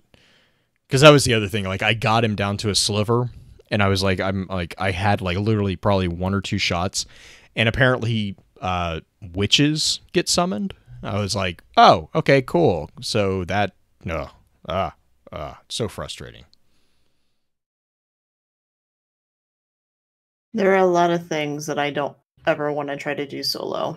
That would be one of them. Yeah, no, I was, yeah, that one was one of the very few ones that I'm like, okay, that's going to be annoying to, and it's like a Shattered Throne. Like, I got all the way up to, what's his ass? The ogre. The ogre? Yeah. That's far I've gotten in there. I'm like, I hit that and I was like, oh fuck. Like, it was just like, ugh. Like, that one. And I can get him down to like half, but it's like, it is the most frantic, like, oh god, and just, yeah. Night Hex. That is something that Lux is wanting everybody in Hydra to do. He wants us to solo Shattered Throne. And I mean, it's one of those things, like, I definitely understand it's doable. Like, there's I just don't know if I want to do it. It's Vorgoth, to be honest, Vorgoth I think is the biggest challenge in Shattered Throne. Like, yeah. I guess the final Duel in Karu, because that's timed, right? You have a time limit on that one. if I remember. I don't remember. We burned through that thing so fast both times that we actually did it. There's cycles, because you have to get all the scions down, and then the knights. But if you don't get them, it's 2 cycles. Like if you don't get 2 cycles, you get wiped, right? Well, you can extend it. There's a way to extend it. Right, but jump into the center. Yeah. It's not pleasant to have to do over and over again. I think when Cole and I ran it the other day, we had to extend it a few cycles, and it was really funny because Cole had no fucking clue how to do it because we've never had to go past 1 cycle. So she was totally lost. But yeah, so Pins and Uni, and I think we've told you this story. Pins, Uni, and I finished it while we were on stream. Like we smashed through Shattered Throne while we were on stream, and that was when we couldn't communicate. Like we weren't talking to each other. So we went back the next night because it was when I got was it Wishender, and I was like, okay, I got it, and now I need to go back through, and while we're doing it, whatever, fuck it, we're already there. Let's just finish it again because it was super simple the first time. It took us like 2 goddamn hours when we were talking to each other to get it back. Like it was like, I'm like, what? This makes no sense. We have more tools on our side and we're doing worse. You guys just distract each other is what I'm hearing. Oh yeah, probably. I mean, Uni was kind of distracted. He's got the chicken. Chicken? Uni has the comfort a friend emote with Colonel. Oh, and there's so many times that goddamn chicken. There's so many times in the middle of like doing something, you look over and Uni's just like petting. Like, Uni, what are you doing? You're supposed to be shooting things. It's a chicken. Put that thing away. He's gonna go blind playing with that. Oh my god, Pins. I know what that reference is. I got that reference. I understood that.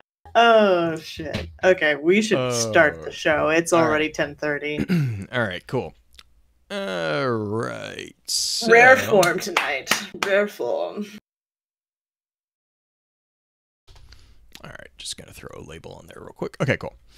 All right, so welcome back for episode 175 of Focus Fire Chat, recorded live on July 26 over on twitch.tv/FocusFireChat. As always, I want to give a big shout out to our live chat here with us tonight. Thank you so much for joining us once again. Excuse me.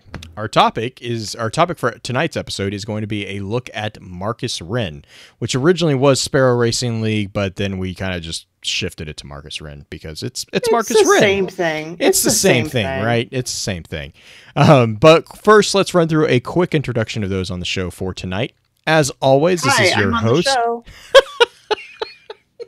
I'm just going to take over tonight. It's okay. This is your host, BlueClear86. Next up, we have our own master social media, the one and only green-eyed music lover, who apparently is feeling very mutinous tonight. Green, I hope you're doing well. Oh my god!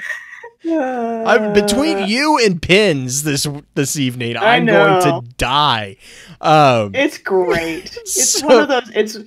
It's those live chat evenings where it's just so much wrong, but so much good at the same time. It's fun. Top 3 was an interesting one.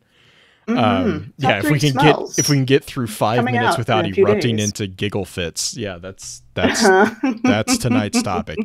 Oh man, so great. I hope you're doing well. How's the week treating you so far? Crucible.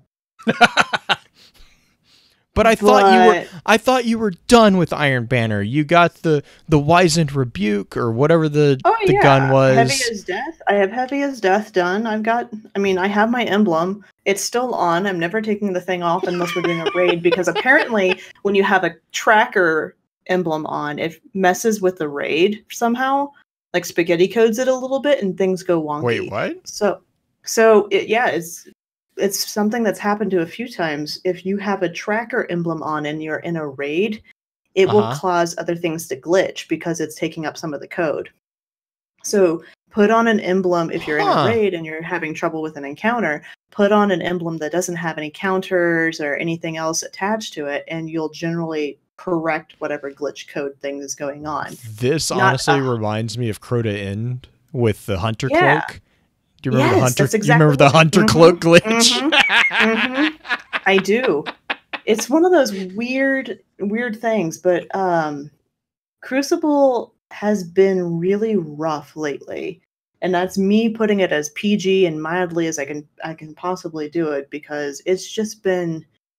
I've been playing Iron Banner this week. I finished all my bounties for my hunter.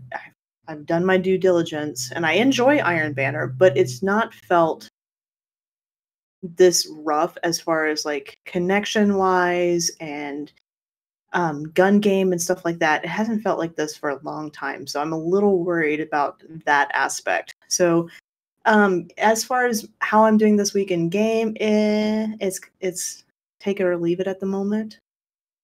But that's me. Cool.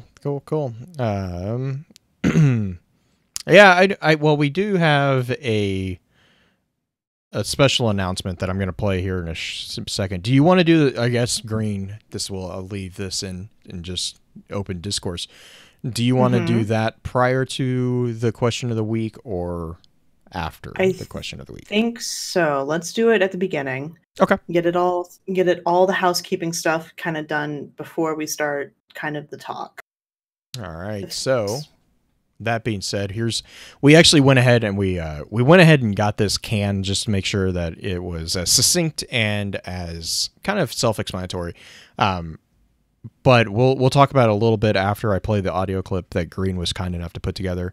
And then also, as always, we're always around to chat. So, without making anyone any more nervous, let me go ahead and play this. Hear ye, hear ye. Alright, so the past few years of Focus Fire Chat have shown growth with the lore of Destiny, our own community, and with the podcast itself. Change, though, is inevitable, and with that, our own evolution as a podcast is up and coming. We've taken your suggestions and have tried to develop a system that works best for every side. Because of this, we're happy to announce the new format for our show. There are 4 things that we plan on updating that will affect the show and how you guys consume it. First off, both Blue and I, while loving having you guys select the topics every week, have limited time to ensure that we provide as high level of content as we feel you guys deserve. Because of this, we're going to split the choice poll with you. The community poll will decide both the extra lore topic and 1 week out of the month for Destiny. 2 weeks will be chosen by us and our guests for that week. This will allow us to plan out the scheduled topics long in advance, allowing both Blue and I more time to deliver content we feel is complete and polished. We also love having all our guests jump into the discussion, but understand that the level at which we speak is oftentimes overwhelming not only to our guests, but also to new members of our audience. Because of this, we have decided to create what we lovingly call our intro sessions. This will be an introduction episode to the topic of the week and provide us the ability to spend more time with our guests chatting about them and their relation to the said topic. Hello, people. Now, if you're a member of our live chat and are wondering how this is all going to happen, don't fret. We will still record everything on Friday nights, just like we always have. Friday, Monday. We are just changing the format of how those will be posted in the podcast feed. The intro episode with our guests will be released on Mondays. Top 3 will continue to be released on Wednesdays, and our in-depth advanced episode will be released on Fridays. Now, there may be a few of you who are a little worried about having enough time to listen to everything. Don't worry, we've been discussing that too. Thanks to the new format, we'll be able to shorten the length of our episodes, making it easier for you guys to consume them. The goal is for the introduction episode to run approximately 45 minutes to an hour. Top 3 will always stay under the hour mark, hopefully not too many stories in the sideline. And the in-depth advanced episode will be approximately an hour and a half long at the max. Totally doable. It'll be the same great content, just delivered to you in a more easily digestible way. Thanks for always being there with us. No problem. And we look forward to hearing from you, Starside. Huh? Wait, that's by sign off. Oh, no. Nope, that's Ishtar's. Peace. Also not us. Well, until next time, bye! Ooh, I think I know what our next change is.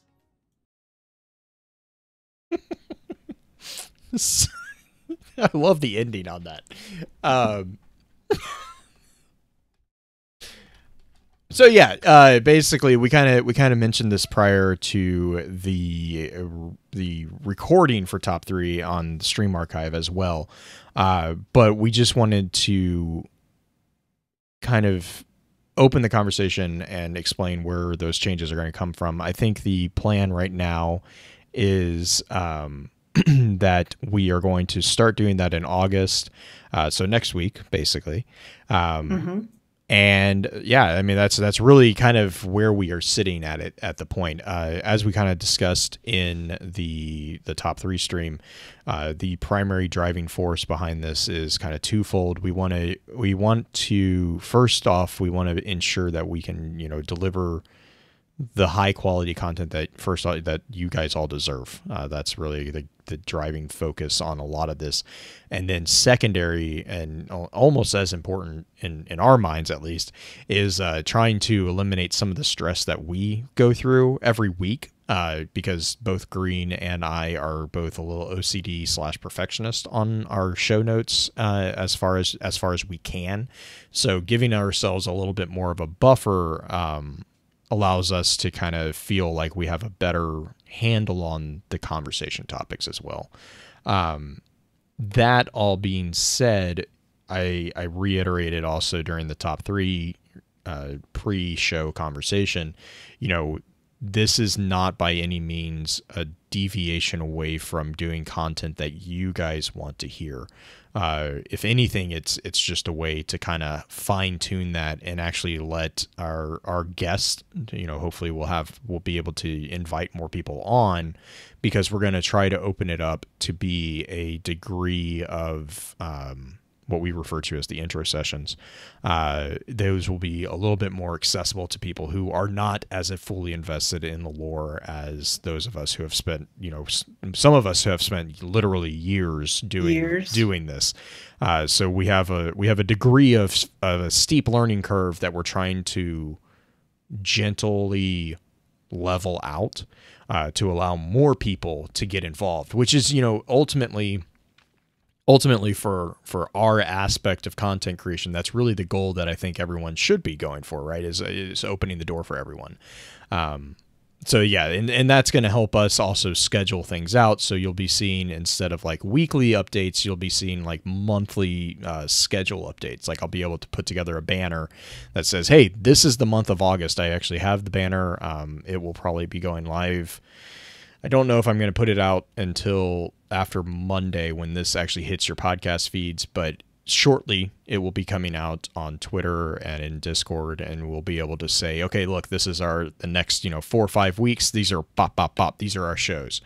And hopefully it'll just kind of make everything a little bit more put together, I guess. Green, I don't know. I think that's a good way to put it. Just make it a little bit more streamlined, make it a little bit more consumable for you guys, make it easier for everybody to enjoy it. So, but with that, and before I before I move on, as always, Green and I have open door policy. We've always had an open door policy. I want to reiterate that is still the case. Yes. If you have questions, concerns, comments, suggestions, thoughts, things. suggestions, please, anything, shoot us a DM either on Discord, shoot us a DM over on Twitter. I know my DMs on Twitter are open. Focus Fire DMs on Twitter are open.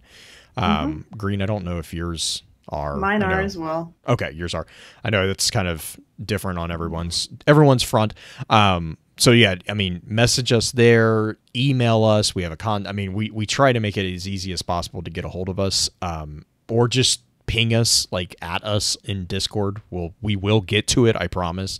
I know my schedule has been absolutely insane past couple months, but I do actually try to get to everything that if I get tagged, I try to get to it. But yeah, I mean, it's one of those things. Tag both of us in it, and one of us will answer. One of us will see it. Yeah. Worst case, if that doesn't work, tag one of the mods. The mods are really good at hunting us down and being like, you need to get this. Like, they're very good. But yeah, so yeah, just if you have, again, questions, comments, if there's something that, you know, you're concerned about this changing, something that you don't necessarily like, if you have suggestions, if you want to, you know, I mean, if you want to help put together show notes now that we have a bit more lead up, you know, please, I'm dead serious. Just let us know. But yeah, with that, Green, are you good if we move to the question of the week? I am. All right, so last minute question of the week, go. Hey, wasn't that? I mean, it was an easy question, so it's not like it was an easy one. This week's question of the week, if you will give me a few seconds to find it.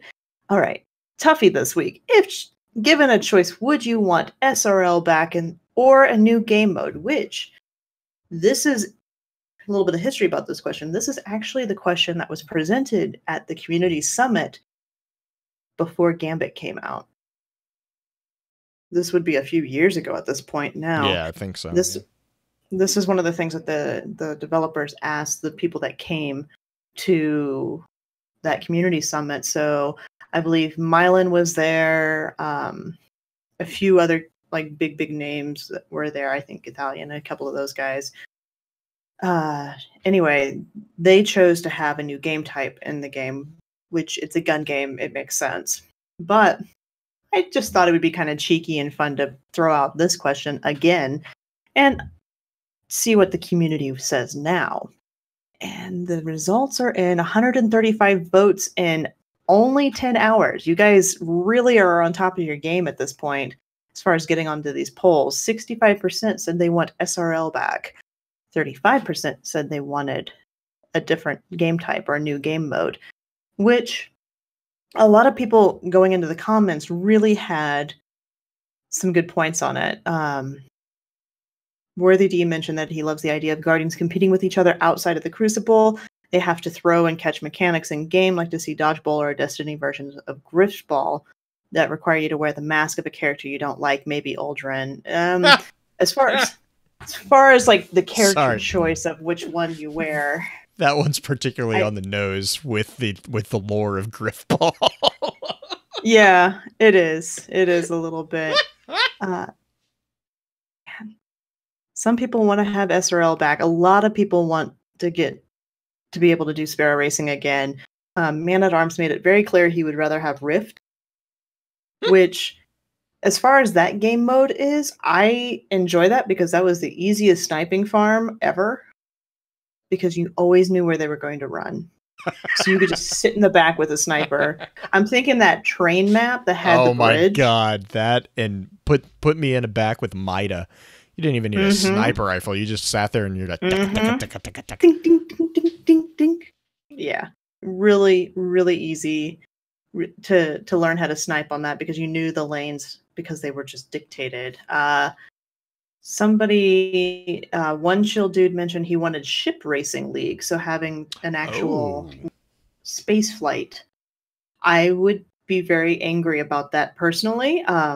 That's just my opinion. I am terrible. If you guys watch me play Darksiders, I found out in Darksiders you have to fly a griffin at some point. I may have had some words and a lot of screaming during that part of the stream, which, by the way, I will continue to stream Darksiders for those of you who want to come and hang out and listen to me get really Titan-like, I think was a descriptor that happened. But ship flying, not my favorite, but I would be down to try it. Some people said they would come back for SRL that have kind of stepped away from Destiny. Let's see.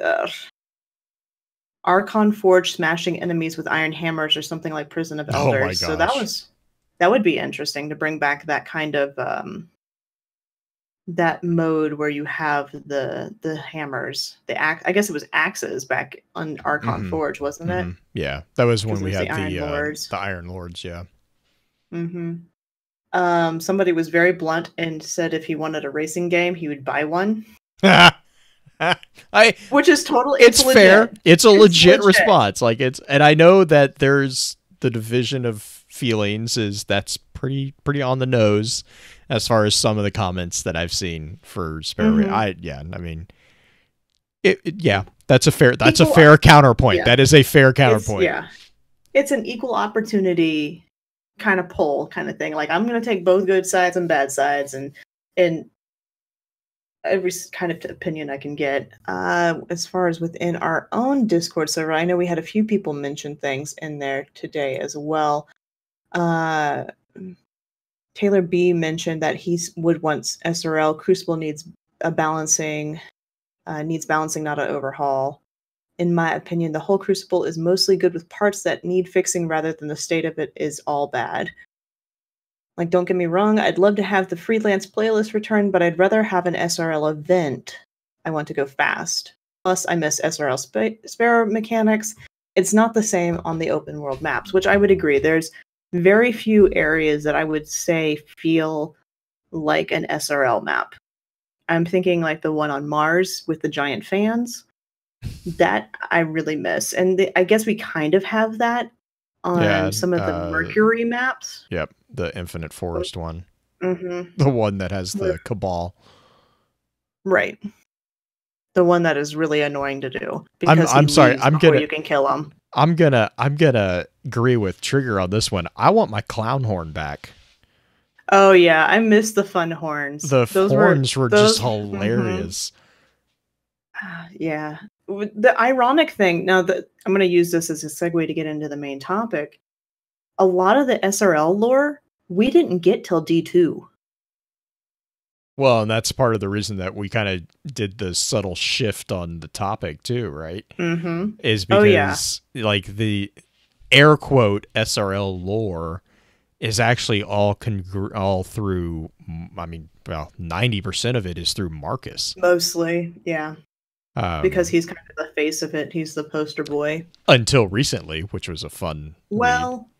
Yeah, and I'm still holding that he did that on purpose. Oh, we're going to have a conversation because I also have questions on the way it's presented. Mm-hmm. So yes, we will have a conversation. It sounds like we're going to have a good conversation on that particular one because I'm kind of in agreement. I'm kind of in agreement with you on that, especially given some of the suggestions about the relationship between those two. But yeah, okay, so really quick, let's run through standard intro notes just real quick.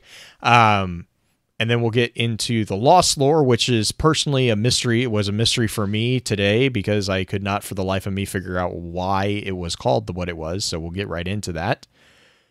So this week on Lost lore, I'm going to label this one the mystery of S rank because I don't know if this is as annoying to everyone else, but in video games, this has been something like super bizarre to me is license hierarchy.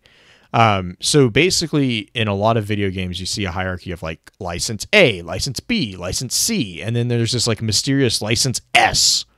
I'm like, S. What is this? Like, so in my normal route of going through the Google archives, I went through and I was like, all right, I need license hierarchies of like, I don't know, vehicle driving. There is one state in the United States of America that has an S class license. That is, I believe it was either Montana or Utah. I cannot remember off the top of me. What? But yeah, no. It gets better. The S class license in the CDL hierarchy is the license that is required to drive a school bus. That's it. I was like, okay, so obviously this is something else because I'm pretty sure the highest ranking class of license in Sparrow Racing or any racing game really is not the allowance of school bus driving. I mean, well, okay, to be fair, S rank probably stands for Sparrow rank or no, actually it does not. So that's not where in game. No. Well, in game, I don't know. But like in general, like breaking fourth wall and just in video games as a whole. So this is a big shout out to Giant Bomb, which if you guys don't know what Giant Bomb is, I really, really encourage you to go research them because they're freaking hilarious. But they had an actual explanation of what this is, which in hindsight, I should have just gone to their site to begin with because they do this all the time. So the S rank is like, so basically a ranking, right, is how good you are at a particular thing. S rank is a ranking that's used to describe a level that is so superlative that it cannot be described by the traditional ranking system. So you have like A, B, C, blah, blah, blah. It is actually, there are some real tournaments, especially with like martial arts, fights and fiction, and video games are the two prominent ones. But like, I think there was a mention that there was technically a government/military ranking that has this. I couldn't get any details on that, which makes me even more curious personally, but I didn't have time to dive into it. But originally it was created in Japan. And that is because where anything below the grade C was considered failure. So, you know, obvious joke there aside. The S rank allows for a wider range of obtainable grades, and thus it allows for an increase in player motivation, meaning that it was soon adopted by Western developers who realized that the S rank, the term S rank, was much cooler than the boring A rank. So an A rank is commonly obtained in games by getting like a 90 to 95%. If you do a flawless or achieve perfection in something, then it transcends into what qualifies as an S rank. So S ranks are Super Saiyan mode. Yeah, no, I mean, right. So S ranks can be used in many areas, but are most commonly found in video games, and that's where they and some schools will have taken it up. But this is also where you see some games like Devil May Cry, for particular, is the one that comes off the top of my head. Some games even offer double or triple S ranks, otherwise known as SSS rank. So like when you do the combos in Devil May Cry, how it all of a sudden like it goes A, B, or it's what, D, C, B, A, S, S, S, S, S, S.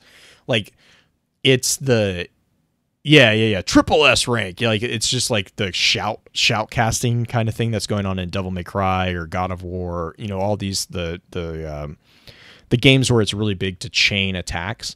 That's actually what that is it's a way to arbitrarily boost the breadth of scale so that culturally it didn't feel like you were failing, even though you were getting the same percentage, because there was a pariah ascribed to the ranking of C. So like D is your intro, and then but see in Japan, culturally that was considered a failure. So anything below C is a failure in their worldview, their paradigm. And so they introduced the S rank to allow for, so like A rank would be 90 to 95%, then 95 to 100%, that perfection or the flawless execution was the S rank. And then obviously as time has gone by, it's, you know, it's increased, like, you know, triple S, you know, all these crazy nonsense stuff. Super Saiyan. Yeah, see, Screwball's saying this as well. In professional real-world racing like Formula 1, S-Class is the highest license. Okay, right, that's what I thought, but I could not for the life of me. This is me just like going completely rogue and arguing with chat. Could not find for the life of me the hierarchy of those classifications of licenses, and I went to Formula 1. That was actually where I started, because Sparrow Racing, I remember looking at the Sparrow Racing as being like there was a lot that was driven about the Formula 1 racers and like, you know, the inspiration for stuff. And so I was like, okay, obviously there's a connection with the racing in real world and the racing in game. Like, okay, that's an obvious connection. I couldn't find the hierarchy of classifications of licenses other than like, Formula 1, Formula A, all these different like types of races, the categories of races, but I couldn't find the licenses. So I again, issue of time, you know, like we just got done kind of talking about ironically in the intro. I But yeah, I mean, I did. I literally, I thought it was the same thing. I thought it was going to be like, oh, okay, it's a racing license. You know, you rank up and stuff like that. And in game, we get an explanation of like your class. Okay, thanks, Screwball. Yeah, okay. So the original Gran Turismo used class license with S class at the top. Yeah. So like in game, you actually get an explanation. Class C, you get your Class C license when you finish a specific number of races. So you're just finishing races. Class B, you get when you hit a specific number of gates in a single race, and then also in general. So you're getting to be a better driver, basically. Class A is when you consecutively finish in the top 3 within races. And then Class S is you win races without blowing up your Sparrow. So basically you are a really good driver. Flawless win. A flawless win, right? Yeah. So it is actually explained and that was all through the SRL record book, which I know was a divisive topic back in the day. But those quests to get those, and then as you got each different license classification, you would get like various rewards. It also helped with your light level drops, if I remember correctly, on the armor, because you had specific SRL armor. That would also we'll talk about some of them. Yeah, well, oh my god, the racing cloak was amazing. It's still one of my favorite cloaks. Aesthetically, he means. Oh my gosh. No, well, yeah. Like I wore that thing as soon as I got my Void racing cloak. I was like, nope, that's not coming off. That's mine. Yeah, the Power Ranger armor. I liked it. The armor in D1 for SRL reminded me a lot of Dead Space. The helmet in particular. I can agree with that with the lines across the face. I remember getting it. I'm like, okay, I can get behind this aesthetic. Like I got this. Not my favorite armor just because of mechanics, but the cloak was, the cloak was just hands down one of my favorites. But yeah, so that's the mystery of S rank. It's just like this like random classification that they came up with to help drive up player motivation from a psychological standpoint within game. Obviously, we have some conversation in chat right now, in live chat, about the real world racing classification hierarchy. Like I said, I tried to look into it. I'm not familiar with that at all. Like that is a world that I understand that some people really like left turns, and that's about my understanding of the racing world. And I know I'm probably triggering a lot of people by saying that. But Formula One is not necessarily just left turns. No, I don't. I don't even. I know. Okay. I know probably more about. What is it? The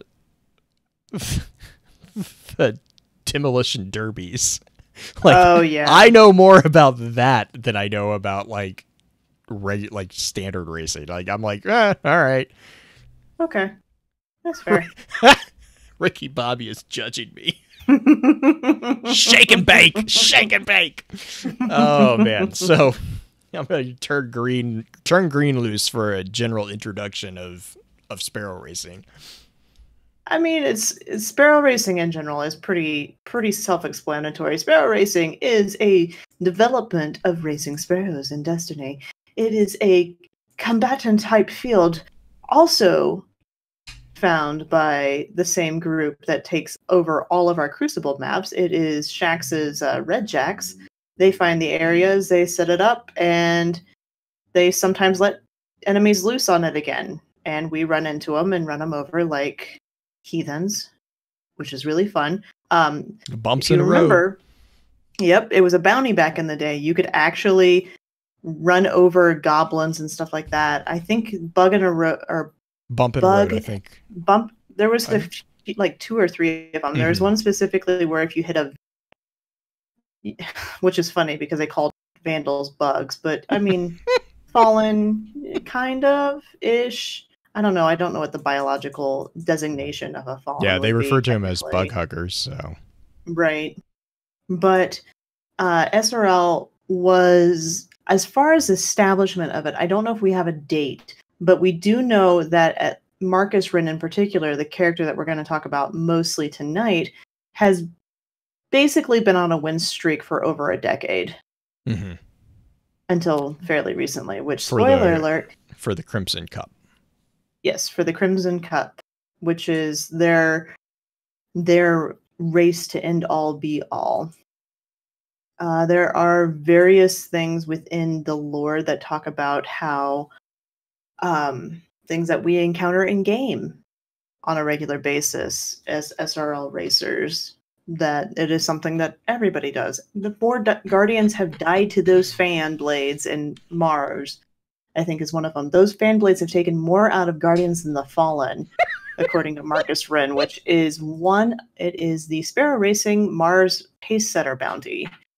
Like, little line from that. But as far as like an introduction to Marcus Wren himself, he is the most winningest of SRL racers out there. There are a few big names, but his is the one that kind of stands above the rest. And I think that is, as far as an introduction to Marcus, without getting into DD and still tying in SRL, I think that is a decent way to start. And then we get into what we know in game. Yeah. Do you want to hop back and forth? Or yeah. So, like, I guess really what I want to kind of talk about with Marcus too is like what we know. Well, so like Sparrow Racing, Amanda Holiday has a line, and most people might be familiar, or some people might be familiar with this. And she says, Sparrow Racing's been happening since the first time one Guardian said to another, "Betcha I can get to that mountain before you do." Nowadays, we do things a mite more organized, but the principle's the same.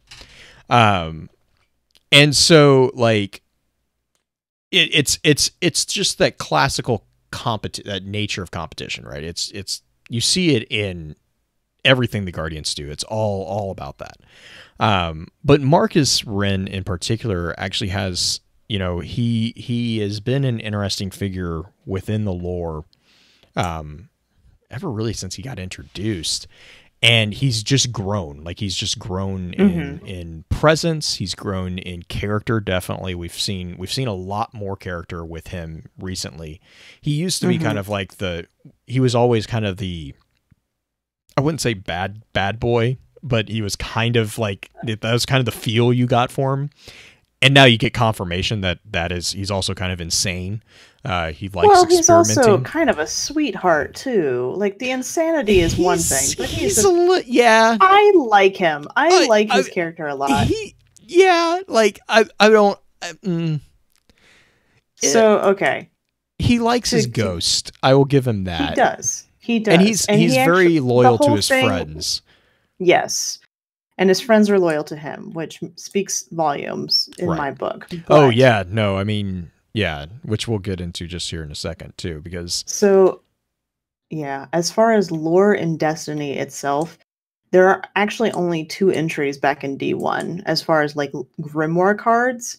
And then we had a few different items, mostly bounties that had lines from him, but there really wasn't a whole lot to go off of, except for maybe a few random lines you would hear in the tower from Amanda Holiday.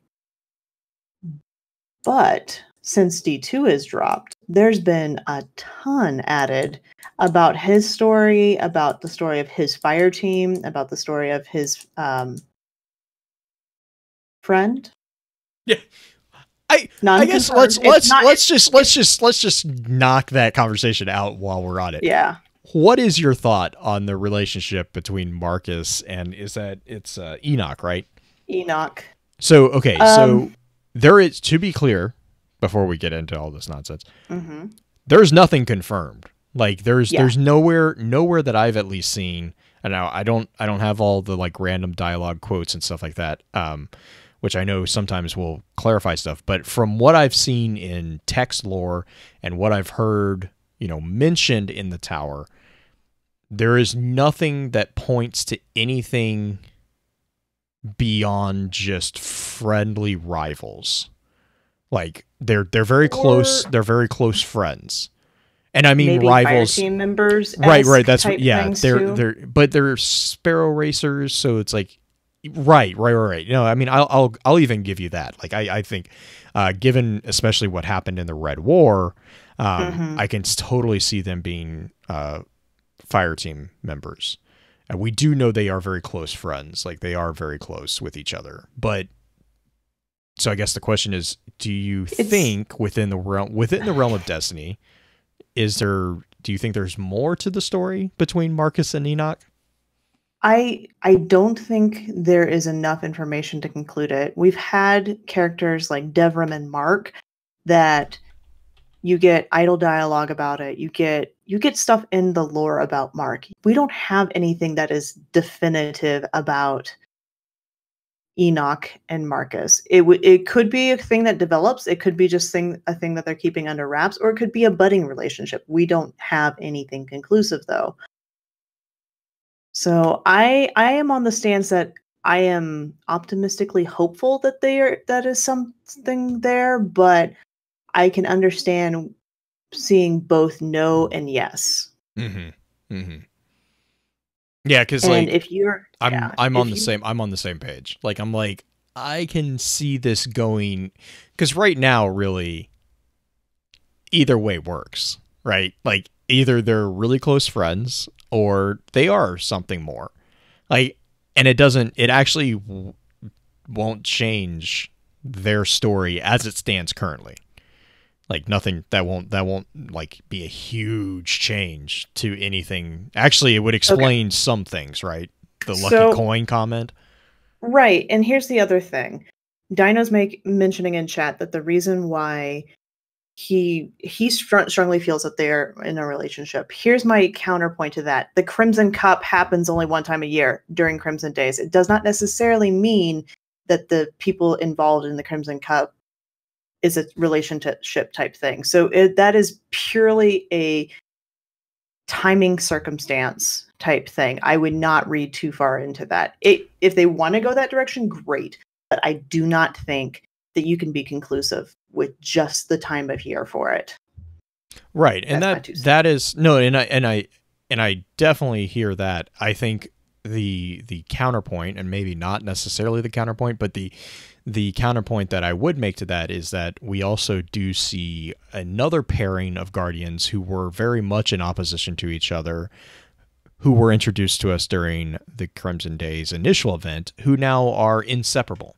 Now, that being said, we also in that story don't know if that is a romantic relationship or if they are just a really close fire team. To reduce it to that type of black and white, either you're romantic or you're not, that to me actually kind of cheapens the relationship between them, because to me it's well, not even that, it's the sense. Well, it's also the sense of brother in arms. You get that sense in a lot of, like, if you go and look at documentaries or histories of soldiers who have survived wars. A brother in arms is something that transcends friendship. Like, it is a true brotherhood, but it's by no means romantic. It could be, but it's not. It's like a square and a rectangle, right? It could be, but it's not. It doesn't have to be. You can have a very strong relationship and I mean that in all sense, like a strong relationship with another person, and it doesn't have to be romantic at all. And sometimes those relationships, friendships, whatever you want to call them, can actually transcend the relationship that you have with the person who is romantic. Like, that does exist. But I mean, Green, to kind of go back, I think right now it's kind of like, yeah, it would go a long way, and like, for the instance that I'm thinking of with, I think it's Halstitude, the lore entry for that particular one, which is where we get the final, or not the final, but the most recent Crimson Cup. And Undefeated and Undeterred are those two. Yeah, and we get the unseating of Marcus from the champion seat.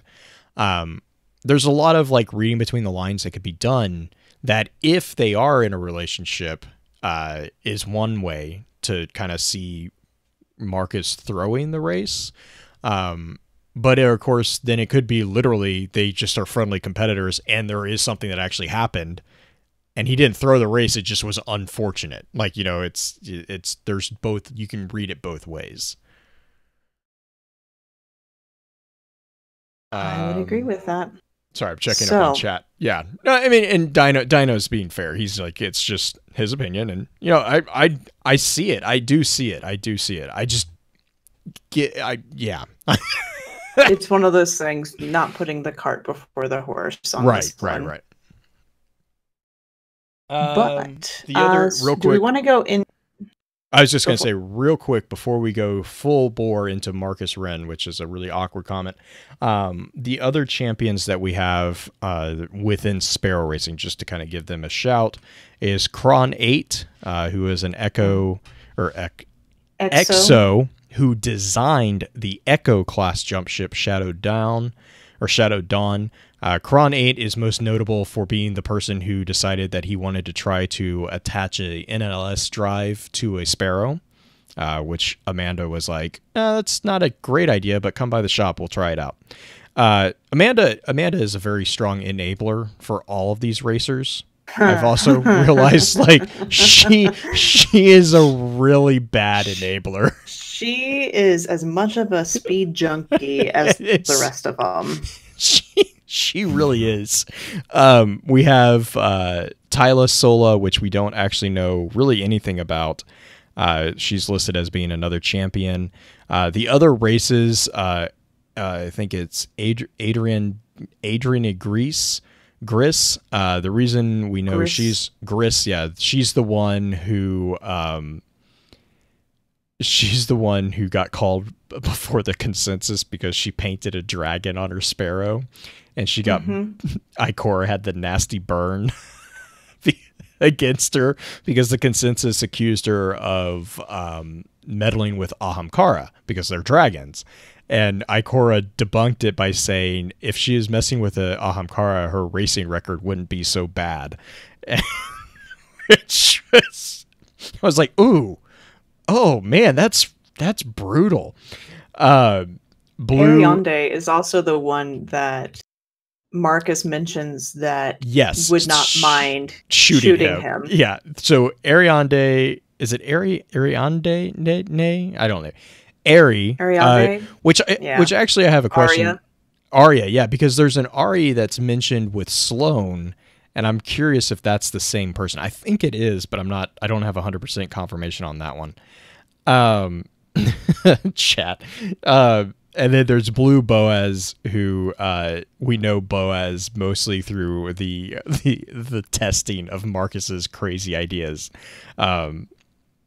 Blue is the one that I think Blue was the one that he gave the was it the Jumpies or the Frosties?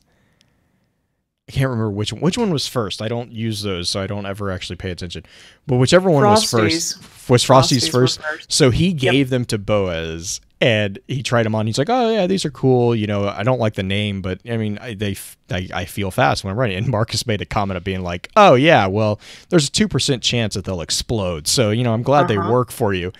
And Boaz threatened to turn him into Sloane, but Marcus basically bribed him with Sparrow Racing mods on her mods for his Sparrow to not turn him in. And then Boaz is also the one that later comes back, and Marcus coerces him into basically holding a gun to him while he's testing out the Jumpies because he doesn't Stompies. Yeah. He's like, if this fires off and my legs go flying off, I don't want I think it's the microsynaptics to take over my body, so please disintegrate me before that happens. And that's where he mentions, he's like, I don't think this is okay. And Marcus is like, well, fine, then I'll go get Ari to do it. She'll love the excuse. Or he also said something about like, I'll let you win the next race or something like that. He tries to bribe him, which ironically is not the same person who ends up winning the next race, essentially. Right. But correct. We don't have timing on that one for sure. So here's my question. Do we want to go through and talk about some of the different quotes that he has? Because most of his stuff is through item quotes. Or do we want to go through the Destiny 2 cards? Because we really don't get a lot in the SRL Sparrow Racing, and the Ghost Fragment Fallen 6. Yeah, I mean information. we know from Fallen 6, that's the one of the final Grimoire cards that we got from Destiny 1. We know that Marcus was involved in the cleanup in the Plague Land following the Rise of Iron events, because Marcus was one of the ones that was noted as reporting to Commander Sloan, to Sloan, that he believed that the siege upon the last city was finally broken because they were the ones that were finding all the fallen banners being burned, which was around the time, that was also concurrently around the time that House of Dusk was being formed and the whole events within the Forsaken Prince were taking place. So like Uldurin and Fickrol were kind of running around at that point. So that was kind of going on in the background. Marcus was one of the ones that was on the ground in the Plague Lands during that. Insofar as his involvement with the Red War, he wasn't actually mentioned as being necessarily involved in the Red War, but we do have a scene. I try to remember where Comrades in Arms. Comrades in Arms, yes. And Comrades in Arms takes place during the tethering of the Traveler, when all the Guardians, and I think that's important to note here, is it's during the time that the Guardians didn't have their powers. And Comrade in Arms is basically Marcus is trying to get out of the city, and he is basically blindsided by a Centurion and convinced that he's going to die, and then Enoch shows up. And Enoch, this is where we get shoulder charges him. Oh my god, Enoch. Well, first off, Enoch is a Titan. Marcus is a hunter. And Enoch goes hand to hand with a Centurion without his light, by the way, and kills it. Like, I mean, it's pretty. And then he picks up Marcus and just like walks off into the sunset. I think it's strode away through the end of the world, carrying his partner to safety. It is a really I was like, elaborately man, he just walked into the sunset is what just happened. Yeah, I mean, I'm wondering if this is a thing written by Dee or by Marcus after the fact, because Dee is mentioned in this as well, and we haven't really brought her up much, but Dee is Marcus's ghost. And she's a character all in of herself. Like, you could search for specifically Dee in the lore, and you're going to get some different things than Marcus. Most of the time, they're just two peas in a pod. But this makes me wonder if Dee wrote this card later, just because of how silly this card is. As far as God, I never even thought about that. But oh my gosh, that would make so much sense. In his head, the commentary was enthusiastic. Rin side slips the burning tank and punches through the black wall. The race is redlined, and the machine beneath him screamed in protest. The Cabal has the city on a brink, but he's at the top of his game. He heads for the Peregrine District at the top of speed. Can he make it? And then there's a few curse words. But it's one of those things, like, you wonder who actually wrote this. And knowing what Dee does... Because Dee wrote with writing the play. Oh my god, I want to see this play so Oryx, badly. The Nightmare Daddy. Yeah, she's got her own sense of the what word are we gonna use, Scream? I think we should use Shax's review as where was it? Let's see here. But why Lord Shax calls it undeniably enthusiastic, I'll grant you that, but is the dialogue meant to come across so sexually charged?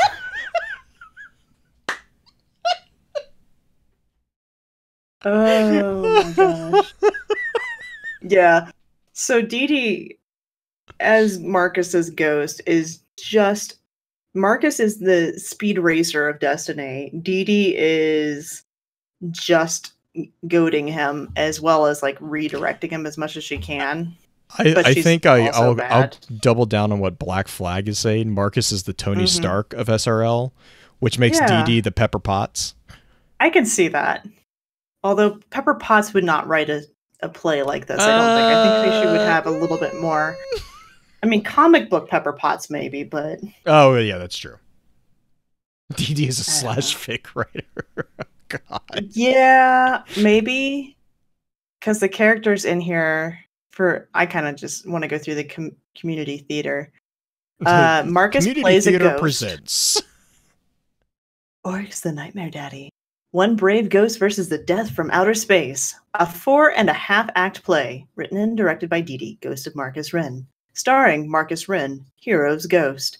Dee Dee the Ghost, Guardian Hero. Enoch Bast, Oryx. By the way, do you notice how Dee Dee is like roping in all these people? Oh yeah, play? Yeah, and how Enoch is the Nightmare Daddy. Mm-hmm. Pixie, Ghost of Ariond Gris. Iralock. The best person's next. Aaron. Yes! It's like, Sweeperbot? Really? Ghost of Enoch Bast. Ghostly Shade of Crota. Like, okay, so all the ghosts are playing Zavala's review. Physical characters. Oh my god. And then Marcus is playing a ghost.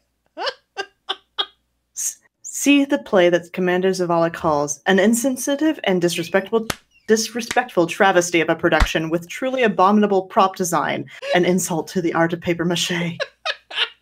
The epitomous ghost himself calls it. Is this supposed to be me? Oh no. No. Oh no. Ghost, the ghost of Tyra Karn, calls it a 4.5-act structure, but that makes no sense. Stories do have rules, you know. You can't... Wait, what constitutes a half? You know what? I don't need this to entertain this nonsense. Officious? Judgmental silence. Officious, as is Icor's ghost, is just judgmental silence. Shax, I already said. And then Ghost of Tyra Karn comes back again and says, I've been thinking about it, and I really do think it would be worthwhile for you to learn the basics of narrative composition. Sit down, we are doing this now. I love Ghost. Ghost is so funny. But it's just... But that makes no... Stories have rules! And Dee Dee is one of those things, one of those characters that she seems like she could be so easily written off. But then you get an entry like Fastlane Show, where Marcus is asking for a new project. He says, I need a new project. Dee Dee says, disagree. I see 3.5 finished sparrows in this room alone, and you still haven't done that thing Iacora asked you to do. You're plenty busy. Dee Dee, be serious. I am. Marcus wrote. Fine. Dee Dee floated over to the wall where Marcus's bright red sparrow racing jacket dangled from a hook. You know, I've always wanted one of these. For me. Really? Is that weird? No! It's aces. Of course you'll need a racing shell. I'm gonna make you the flashiest shell you've ever seen. Grabs his ghost out of the air, kisses her shell. Thank you, Dee Dee. You're the one. Never mind. You're welcome, Marcus. But it's so cute. She bumps his head. Mm-hmm. She's like, bump. Yeah, it's the cutest relationship between Ghost and Guardian I think we have is between those two. I don't know. I bet pulled pork could do a run for her money. We haven't seen pulled pork since the infamous day in December. My Guardian could be really small. Yeah. Oh my gosh. Yeah, Dee Dee is a really fun one to read, actually. Yeah, she's a cutie. She and Marcus are both just really neat together. I do like how Marcus is like the epitome of a hunter. As I'm like reading through some of this, it's just like, yep, that's a hunter line. That's a hunter line. That's a hunter line. Just buff out the scratches and try not to get banged up next time. Oh, man. There's only one strategy. Be faster than everyone else. Oh, and you know what everybody's favorite sparrow line with and this is perfect timing considering who just popped into chat. It's the Aerolite HW42. Marcus's quote, Here, try this one. It's got a low center of gravity, like you and your big Titan butt. I specifically put that on our poll or our Twitter feed for you, by the way. That was Monday's quote of the day for this topic, and I was like, tap, tap, tap. Green's gonna love it. Mm-hmm. I'm gonna poke at my Titan friends. Oh, but man. Yeah, Marcus is just speed boy. He enjoys it. There's there's like one bounty now that has a quote from him, and that's the spelunking bounty. Never go too deep without an exit strategy. That's how I've stayed alive this long, except for all those times when I died, I guess. I guess. But Marcus is the creator of a lot of different things, sparrows in particular. There's a few different sparrows that he's made, as well as the two exotics, Frosties and Stompies, which Stompies are my favorite. I get yelled at pretty often for having Stompies on because I can outjump a lot of people, namely Issachar, Nana Boo Boo. But I'm trying to think if there's. Oh, you mentioned the Dark Horse. Sparrow. Dark Horse. Mm-hmm. I like the way that Sparrow looks too. By the way, yeah. But Dark Horse is we get kind of, because we're kind of talking about the relationship between Enoch and Marcus. You get a bit of the flavor between between the competition between the two of them, because it's basically a bunch of smack talk between Marcus and Enoch, and then a mysterious win, like a mysterious sparrow racer actually takes the win from both of them, and doesn't stick around to claim the prize money and never is identified. It's just that goes to quote Jane Doe. And the Sparrow flavor text says there's no recognizable maker's mark, just a 1 stamped on the side. So there's an interesting thing, but the reason I brought that up is because there's a little bit more flavoring to the competitive relationship between Enoch and Marcus. Before we get to the competitiveness, I know we're kind of jumping around a little bit, but you want to talk about Amanda Holliday's obsession with sparrow racing a little bit more, and the fact that Rahul may have let slip something to them? Oh God, that was... Oh no! love Rahul's like, you can't tell them. Yeah, so Hostilitude, or I can't say this one. Hastalude. It's the sparrow that looks like it has 2 jousting spears on it. And there's only a little bit of a quote. It's mainly a letter from Rahul, like the body of the card is a letter from Rahul to Ikora saying, like, I may have found this is not a good idea. I highly suggest that no one ever lets them know about this. This would be disastrous.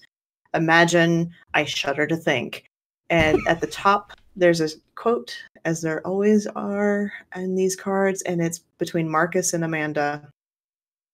Marcus says, 2 words, sparrow jousting. Amanda says, 2 words. Why not? So, like, oh my gosh. So, and kind of a fun little play on words there as well. Hastalude is actually a generic term that was predominantly used in the Middle Ages to refer to many different variations of martial games, and it actually comes from the Latin hastaludium, which is literally lance game. So a spear game or a medieval joust was also referred to as hastaludes.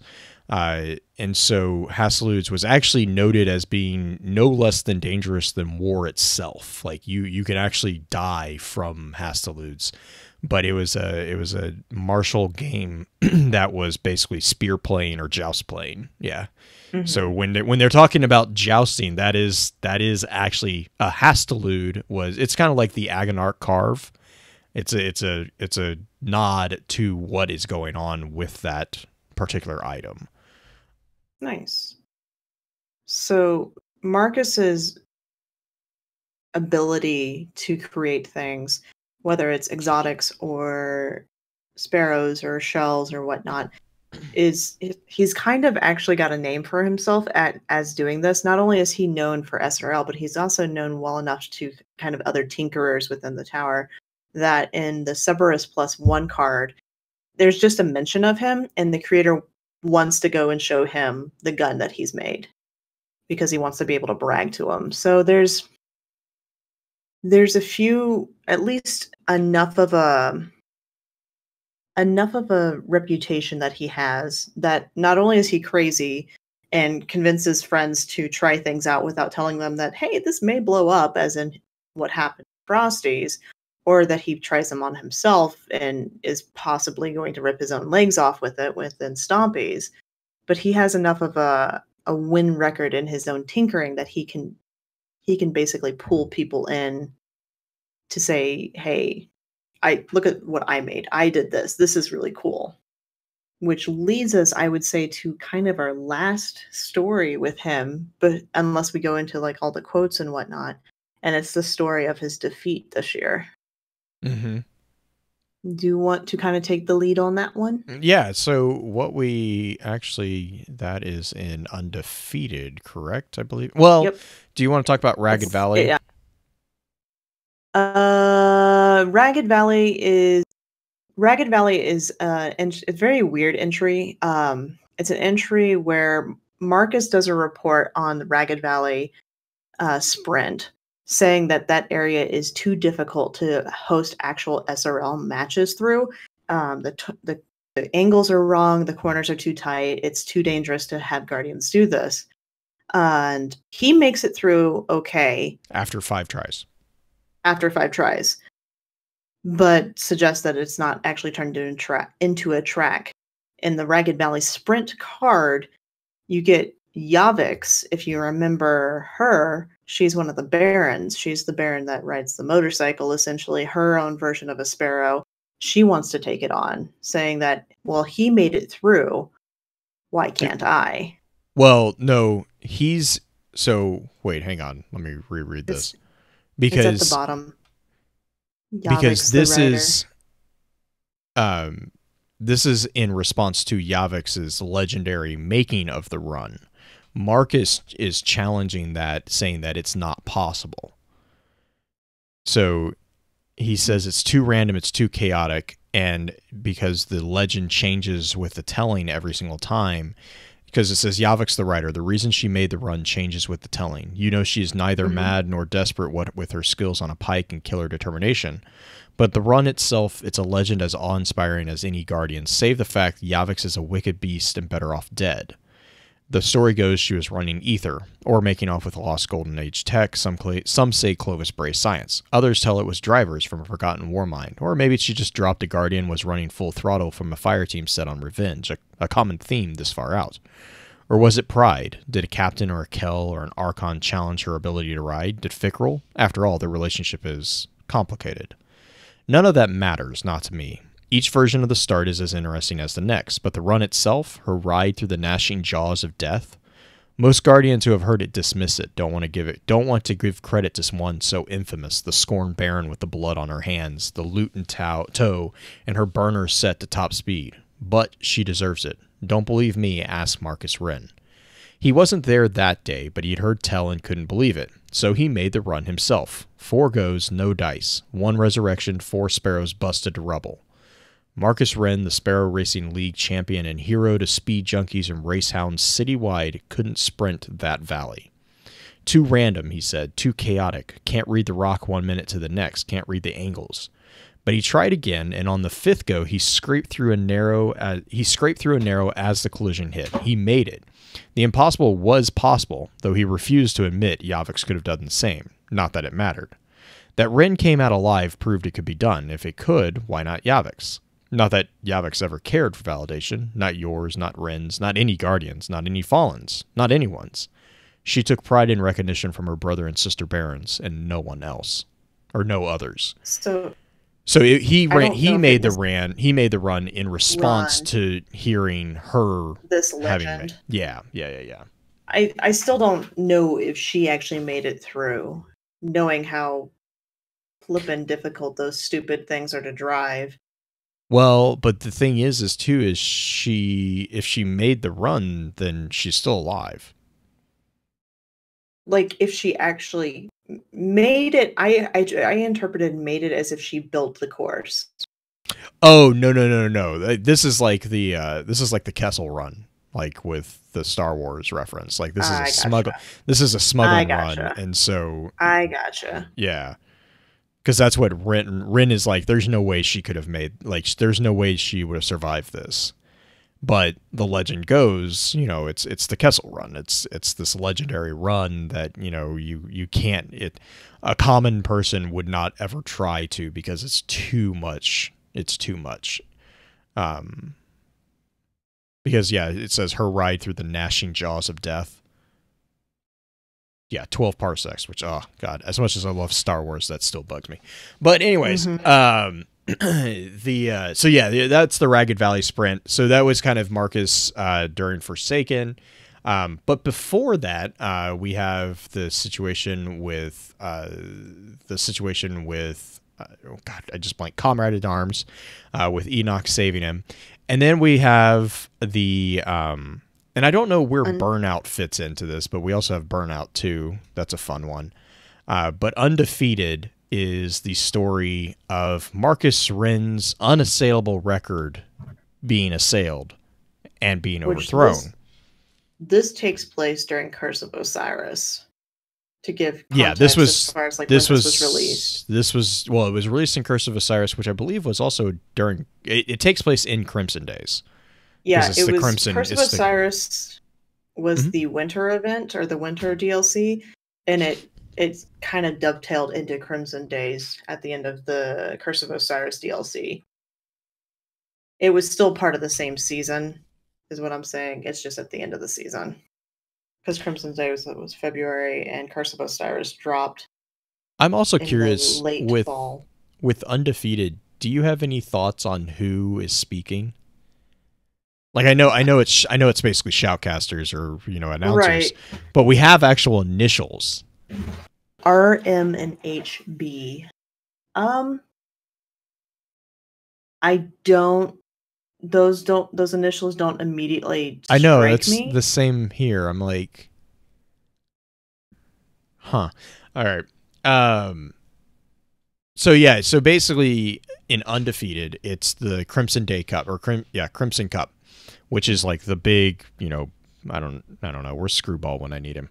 The big race. It's the big race. So like the Indy 500. Is that where it? I would say the Run for the Roses, but that's a horse race. Okay. I don't know. It's a race, and it's And so this is like the big one, this is the one that matters. This is the only one that matters, and everyone's going all in, and Marcus is the standing champion. It's commonly viewed as being something that his record is. His record has been pretty much flawless for years, and it's like it's gonna take decades for anyone to actually break his record. And it is noted also that he's won 15 in a row, which would put it, if you have it once a year, it's been over a decade.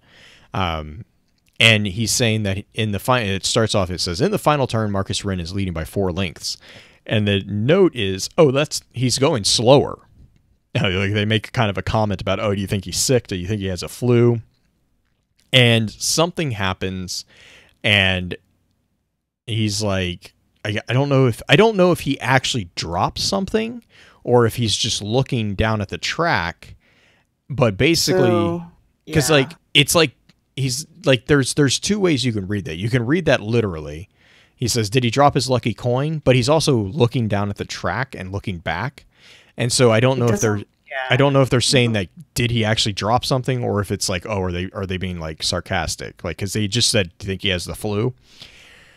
And as he's doing it, basically the engine of his Sparrow just fries. It burns out. Mm-hmm. And Enoch Bast flashes past him and wins. And the thing is Enoch, this is his second year to race. So he's a brand new racer. And it's called out that we can't see what's going on under that helmet, but I bet Ren is just furious. This is also the first time a Titan held the trophy in over a decade. And anybody but him. Anybody but Marcus, right? Yeah, Marcus is the only one who's held the title for the last decade. Right. And then the last thing is that you see, or the last thing that's presented is Marcus looking back as he kind of coasts off the track. It's kind of like, is he looking back at the track? Is he looking back at Enoch? Because Enoch is now basically being carried into the winner's circle. And Chad is like, Chad is kind of going off on the tangents that I've also had with it, because this is following Enoch's saving of Marcus's life. This is after the Red War, so we've gotten that established. So there's a couple different interpretations, right? You could be a legit loss. He could have legitimately burned out his Sparrow, especially with the burnout entry also that I want to touch on. Right. And it does mention that it fried a... Right, yeah. What does it say? It fried his cell. It fried his cell. Yeah, I mean, and so, like... He is running slower. He is his frying a cell.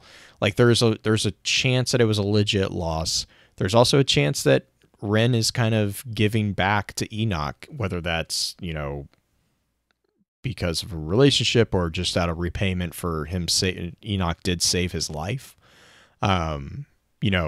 We don't know. And the thing is it's also called out that he's wearing a helmet, so we can't see his face. So we don't know if Ren is actually upset or not.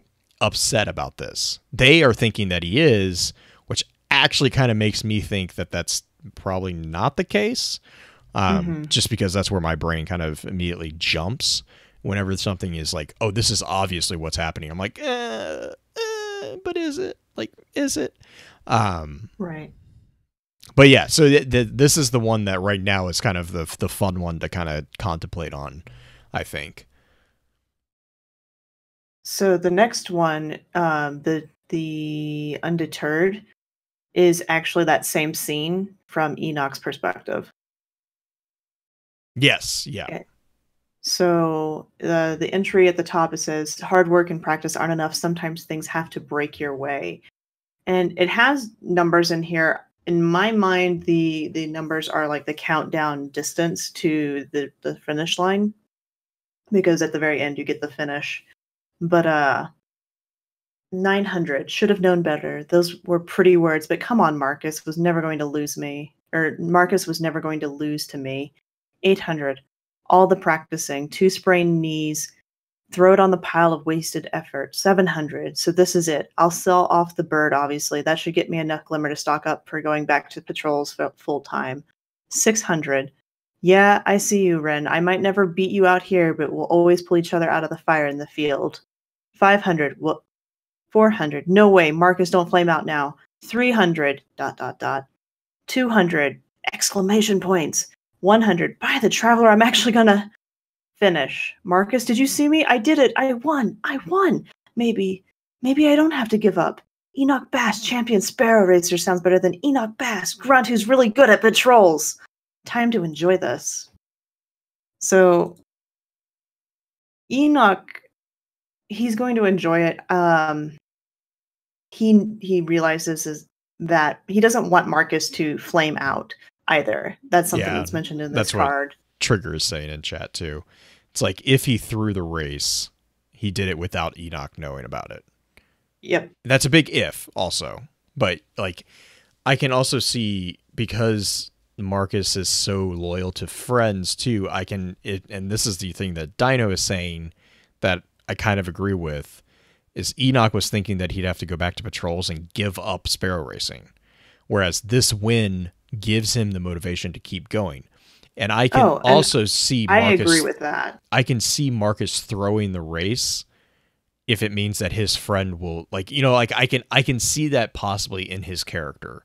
Like he would flame out, if you will, in order to kind of boost his own confidence or boost Enoch's confidence.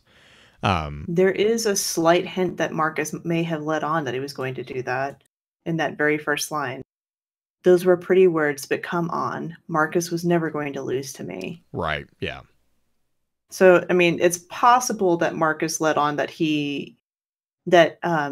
Enoch had a chance, essentially. Yeah, and I think, and that's where I mean, I agree with Trigger, is like, if he did throw the race, I think it's probably not going to go over well if Enoch ever finds that out. Yeah. Because, I mean, what Trigger's saying is it's an insult. If he let him win. If you don't earn it. Yeah, it's an insult, especially in a competition like, you know, something as adrenaline ridden as racing, or anything really. Because like with horse races, if someone throws a race, that's a big deal. Like anything like competitive like that, it's throwing races. I mean, that's a very big deal, and it's also very insulting to the other people in the race. You want to win at your best, and you want to win against the best. Right. If and you win against somebody who is, if they're not going to be at their best and you win, and if they throw it, you're not actually proving. Right. And then you have like the whole thing of like the drama of like, oh, did you pay him? You know, like all that nonsense. But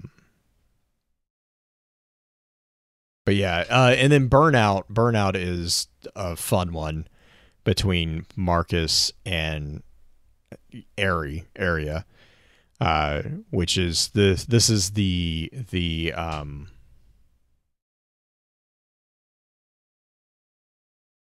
hang on real quick. Green, are you still there? Yep. Oh, okay. Sorry. You just went suddenly really quiet. I was like, oh no. I'm watching my voice connection and it's like dipping between green and red, and so I'm like, oh no. Nope, I'm back.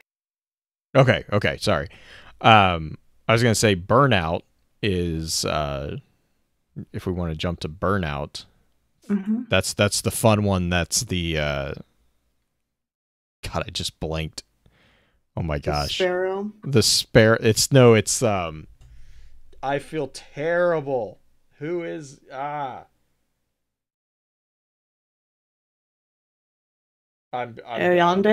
No, I'm thinking comic books. Ghost Rider. Thank you, Black Flag. Gosh. Yeah, I'm done. I'm just going home. I'm done.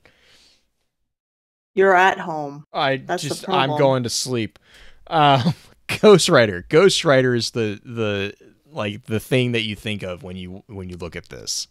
Yeah, because it looks like a motorcycle on fire with chains. Yeah.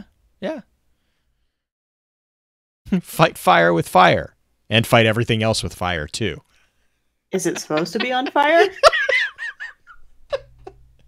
It wasn't, but I can't get it to stop burning. Why is that? The solar energy that Anna helped integrate. It's not totally contained, but it's stable enough to ride. I've tried it. Does the fire ever go out? Not as far as I can tell. Huh. Seems dangerous. Yeah. Like I said, it's stable for now, and I can ride it, but who knows how long that'll last. It could probably explode at any second. Cool. I know, right? I just love that they stood in silence watching the charred sparrow burn. It just proves that they're crazy. Oh my god. They're so crazy. It's like, cool. I know, right? I know, right? Cool. God. Oh my god, I love it. Oh. What a mess. What a mess. Which, I mean, that basically sums Marcus Red up as a whole. Is like, is it supposed to be on fire? No, but it won't stop. So, okay, here's the thing. You remember how it would have been about a week ago or so, somebody posted like which NPC you would be? Mm-hmm. This is Justin. Oh God, yes. I'm 100% behind that assessment. Justin is Marcus Wren. Justin is totally Marcus Wren. So much. So much. Like, can't finish projects, starts new project. I love that that's your initial go-to. It's like, can't finish projects. It's just because there are so many things that Justin starts that I know he's never finished, and he'll probably never finish. That's true. Because he's lost interest. That's very true. Let's see here. Oh my God.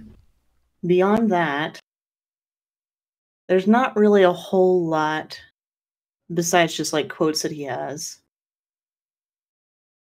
Yeah, I think was Marcus the one, or was that Kron that did the just put it on the engine, put a seat on the engine? Oh, that was Kron. I don't think Kron? that was Marcus. That I might don't think that was that Marcus. might have been the NLS drive that was a Vanishing Point. Yeah, Vanishing Point. Mm-hmm. That's the NLS drive. Which, near light speed drive, for those people who may not know what NLS is, it is a spaceship rocket attached to just a saddle. You're just putting a saddle on a It really is. And Amanda's letter back to Kron is amazing. Hi, Kron. Got your mail about the new Sparrow engine idea. Gotta say, I've seen engines that manipulate space-time to make parallel lines converge. It's not too different from how NLS drives work. But what you might notice about an NLS drive is that the jump ship it's affixed to is usually activating it outside a planetary gravity well. Sparrows don't have that luxury. Not yet, anyway. Now, that's not me saying no. All I'm saying is we're going to have to get creative. Stop by the hangar when you get a chance. I've got a few ideas I think you'll like. Which is terrifying. Enabler. She is 100% an enabler for anything Sparrow racing. For anything fast. Well, that's true. Yeah, sure. Because she's just as bad when it comes to ship designs. Oh, that was one other thing I did want to mention is like, so I started trying to collect like random quotes from dialogue. And one of the ones that I noticed in the tower, let me see if I can pull it up real quick, because I was thinking,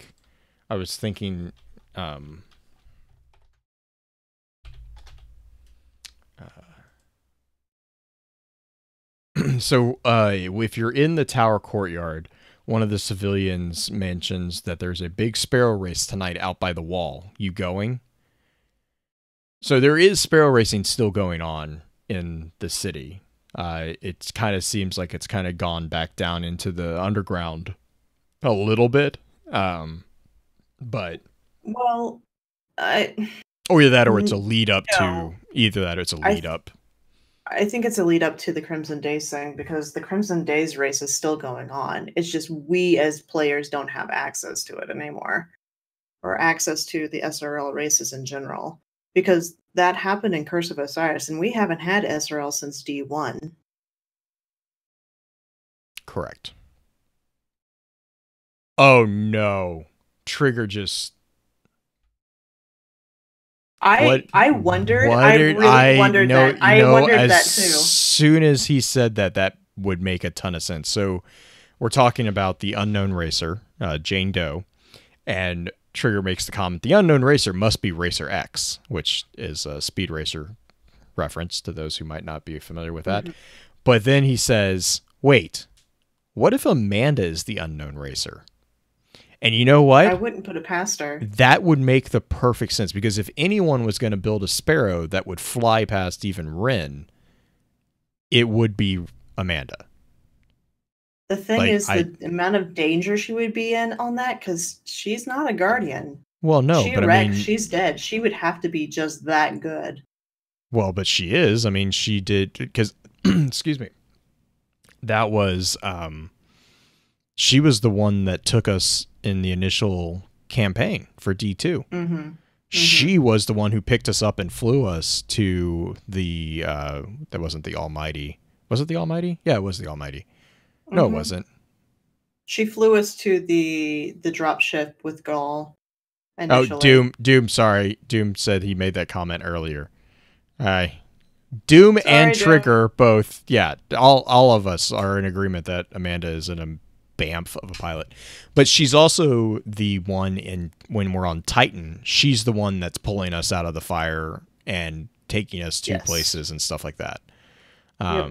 So it's not something I would not be surprised at all if that is truly thing. And that would also explain why she didn't stick around. She just wants to win. She just wanted to race. Like she doesn't necessarily, Amanda's never really struck me as the person who cares really about the winnings piece of it. Well, I also imagine that a few different people would be pretty mad at her if they figured out that she was the one racing. Yeah, I can see maybe a few people. Zavala? Yes, that's the one I was thinking of. Dad. Obviously, Amanda's dad is not Zavala, but... Oh, Doom also points out the crystal from Titan that we give her. She made the comment. She makes the comment that she's going to do some experiments with it. Right. I don't know if that necessarily has anything to do with the Sparrow racing. Well, if she harnesses it as an engine, that's terrifying. This is the same person who was talking momentarily about putting an NLS drive on a Sparrow. So... No, she said it was likely not going to work. We would have to do modifications. We'd have to get creative. We'd have to get creative. That does not mean that she's going to do an actual NLS drive. She's just going to do something like an NLS drive. Which may be the idea that she actually got to get the Sparrow that beat. Right. Maybe she stole the idea from Kron. I kind of like that. I like that. I like that theory, actually. I think that would be a really cool way to bring back SRL if they do. Her being the mystery writer? Yeah, and her being Racer X. That would be super cool and probably make a whole bunch of people really, really happy online because Amanda's already a very, very popular character. Though make her Speed Racer. Oh my gosh, that would be so fun. an NLS drive. Non-NLS drive.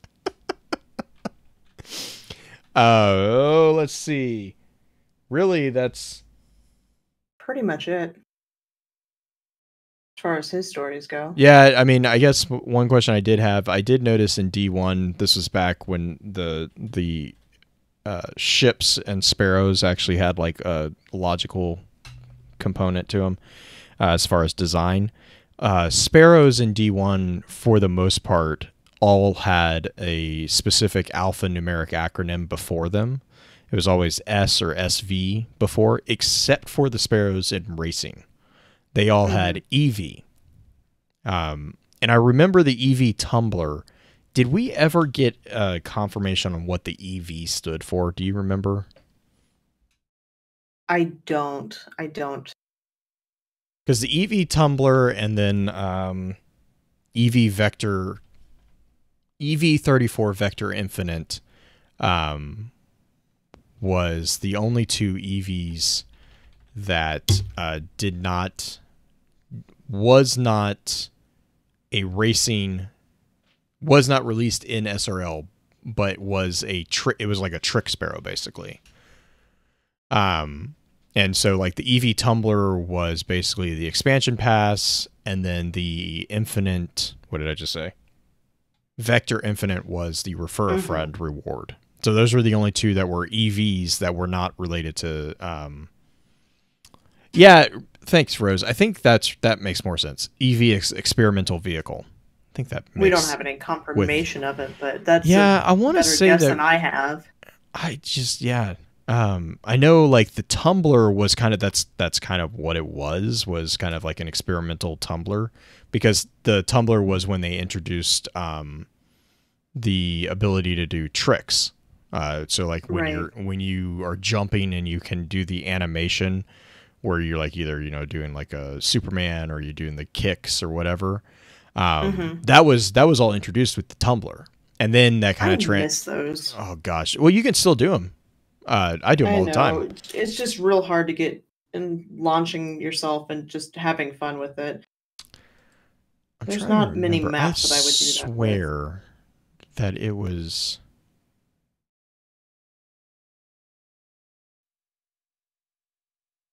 Trying to see if I can.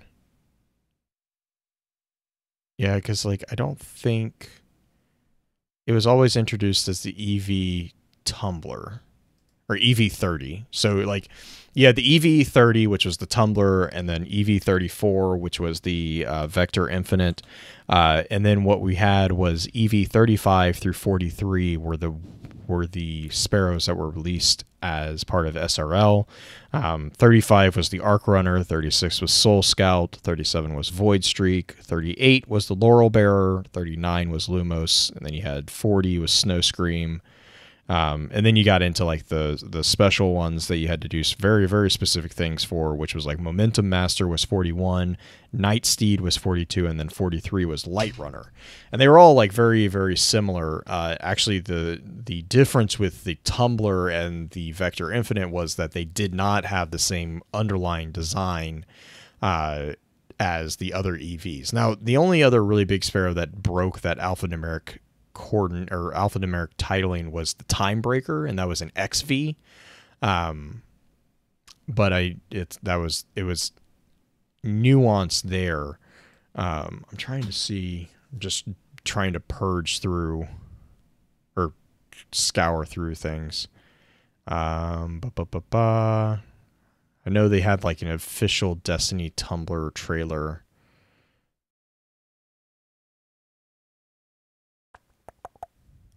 But yeah, I don't see any reference to it.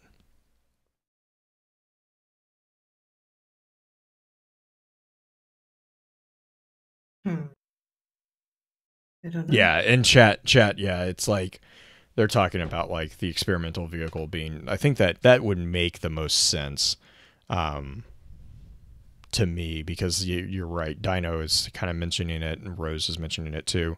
It's like they were all being modded to go fast and all that. And to do different things. Mm-hmm.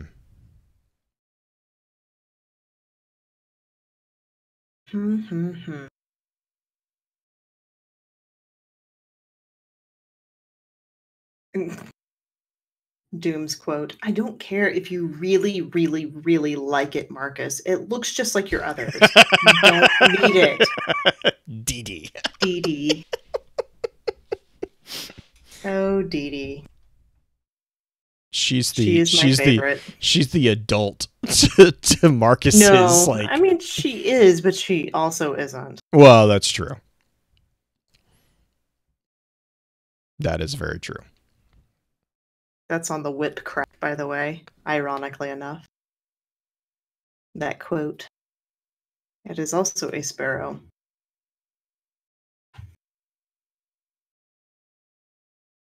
Yeah, I don't know if there's a whole lot else going on story-wise. That's pretty much all I got. Same. So, Marcus's whips.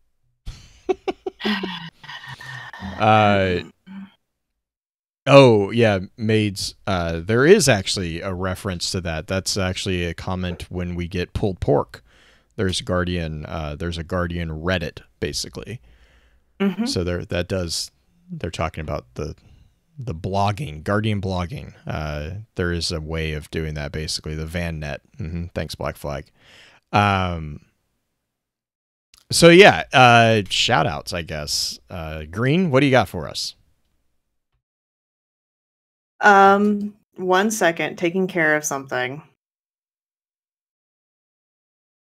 Just narrowing my eyes at chat for this Whip Squad reference that keeps popping up. I guess shout out to Whip Squad. Also shout out to my streams Tuesday, Wednesdays, and Thursdays. I'm streaming mostly Destiny, but I have been streaming a few other things, namely Darksiders. And shout out to Guardian Con hotel rooms opening up soon, and hopefully getting that on the way and getting that going. And I'm trying to think, shout out to cool weather, hopefully, because it's been real hot. It's been real hot. Green's like, it's real hot. It's been okay, so it's felt like Florida in Colorado, which is stupid. It should not feel that warm and that muggy in this area. I moved here because it's dry. I don't mind the heat. I just want the dryness, and it's been very, very, very humid. But it's supposed to cool off hopefully here pretty soon. And I know that people across the world, namely our British friends, poor Bife. So in England, there's not many places that have ACs because they don't have to worry about the heat as much. It's like but Seattle. they had an equivalent of 99-degree weather there, 99-degree Fahrenheit. That is intense for an area that does not have ACs. Oh yeah. Just saying. I felt real bad for him that day. That was New York. Yeah, New Jersey. Yeah, New York and New Jersey. I think it was like a couple of years ago. They had a heat wave, like a literal heat wave. Like, and I'd say that coming from Texas, like it was like 103 or something. They don't have ACs. Like none of the buildings there have ACs because they don't need it. It's like Seattle. It doesn't happen. And they were having runs on department stores for the AC units. Like it was bad. But yeah. Oh, one actual shout out. Shout out to 2019 OK. God, thank you for missing. You took it from me. Totally did. I knew you were going to. Totally took it from you. We survived. Your turn. We survived 2019. Okay. Oh man. Oh my God. That was my my humbling I'm upset but now I'm okay moment today was like, okay, yep, I'm good. Like I'm annoyed, but that just happened. So yeah. Asteroid 2019 okay. I'm so glad that we're okay. No, I mean just really quick, the shout out to everyone for like patience with while we do the transition into the new format. You know, I know it's been a long time coming. I know it's kind of been one of those things that we've been playing around with, and patience while we try to transition and all of it is always, I really appreciate it. Other than that, you know, just yeah, with all the now we're talking safe. Now we're talking about climate. Yeah, with all the crazy climates going on, just like be safe, be, you know, hydrate. Stay hydrated, you know, stay aware, be in shade. Heat God, what exhaustion? Is it? Heat exhaustion is it's definitely not fun. Do not do any labor work. I'm not saying that. Just be heat stroke. Thank you, Raz. I mean, it's not that. It's just be aware. Be aware of your limits. Like it's you know, same thing when snow. It's Mystic is it's winter in reverse. You know, don't just be aware of your limits and just take care of yourself. You're important, and I don't care what anyone else says. You're important. But yeah, so you guys have a great one. We will be posting more information about the changes, hopefully here in the Discord shortly. And as always, if you guys have any questions, please feel free to shoot myself or Green DM, a private message, email, whatever you know is easiest for you. We did get a couple dispatches from the wilds this week, but they weren't in regards to sparrow racing, but I did read them. I appreciate them. I will be doing my absolute best to get back to you guys on tomorrow, which will be Saturday, so you hopefully will have gotten responses by the time you guys hear this. But yeah, so guys have a great one, and as always, I have no idea how to end this, so which apparently is something that we're going to be working on Yep. Green has plots in place. I'll put it that way. Bye. Bye. Oh man.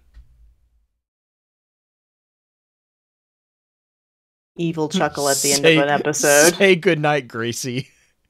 Yeah, that may be one of them I'm gonna write down. Good night, John at this boy. point. Oh man.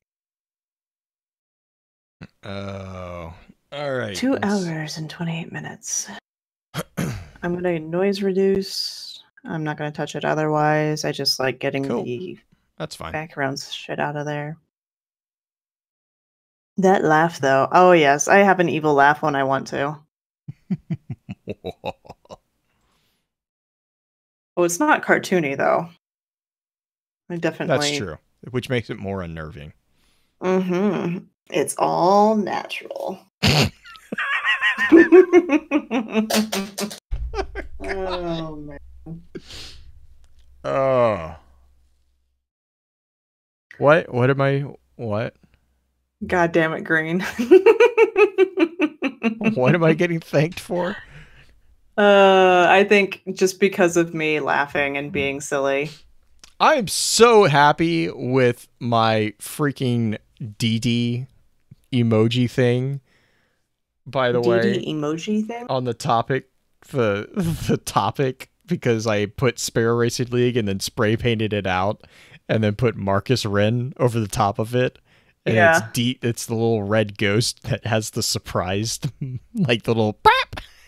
Gotcha. DD, I get what you did. I see. Traveler, damn it. Yeah, I don't get the tiny sparrow. I think it looks. Did you not see it? Yeah, it looks stupid. It's cute. Oh, see, It's cute. It's a sparrow for Ziona. Don't tell her I said that. Dear God, I'm so fucking dead if she hears that. I'm glad we're not recording. I'm so dead. Did you see the meme that somebody made where they took this tiny sparrow and the guardian on it and there's like a playground? Didn't they put it on the little teeter-totter thing, like the little spring? Yeah, the spring. I remember writing those things as a kid. My God. I don't think they have them anymore, but oh my God. Oh, they do. Yeah, they do. Because do they? Okay, good. Yeah, little guy loves them. Minion. Oh, I bet. All right. And we're like the best. So the thing that I remember, hang on, I'm pulling this up because no, that's not what I want. That's your Sparrow Doom? Oh Jesus! Can you even get your legs in there? No, Mr. 6'7". The thing that I remember reading that I was actually really excited for. By the way, the emblem for the wolf thing is really cool. I like it. Emblem, like the Wolves Unleashed emblem. Oh. The Iron Banner for the Lord of Wolves nonsense that's going on. Oh, yeah. And then they're doing the Prometheus lens thing, which I'm like, all right, whatever. The part that I remember, or no, it was in the Solstice post. I'm trying to remember what they said, but like, so they're bringing back the elemental orbs, which are really fun. And actually, oh my gosh, the different buffs, like we actually get a specific buff that is particular to that element. I think that's really cool. Namely, holy shit, Void elemental buff is going to be so much fun. Void Week. Did you see that image of like all the Void classes casting at the same time? Was that another post before this one? It was. No, it was part of the trailer. There's a Sentinel Titan, a Nova Bomb, and a Night Stalker, like the bow, all casting at the same time in the air, and it's the combat. Good. The concept of combat meditations are really cool. I really like. I'm that. excited to get that back. I'm very interested in the explanation of the aerial zone. because that's floating islands, and I'm kind of curious about that one. Yeah, that's a little. I want to know the lore behind that. Yeah, that's what I mean. I'm curious how they're going to explain that one. But whatever. It's a Marcus Wren thing. I bet you. God damn it. I bet Marcus Wren put frickin' NLS drives on the bottom of those.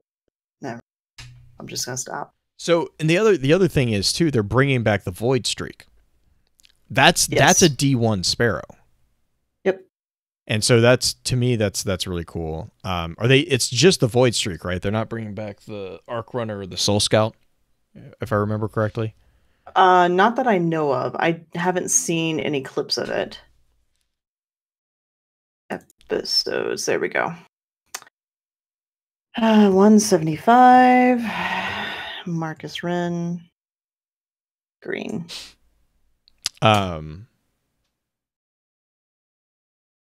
Gravity dust for my Ruby fans. Oh, yes. Speaking of which, I've gotten through Season 5 Black Flag. I still need to watch Season 6. I am close. I am close. SL returns, mark my words. I mean, I'd love it if they did bring that back. I mean, with the Void Streak coming back, it's kind of... I'm curious. I mean, that's a very specific Sparrow Racing Sparrow.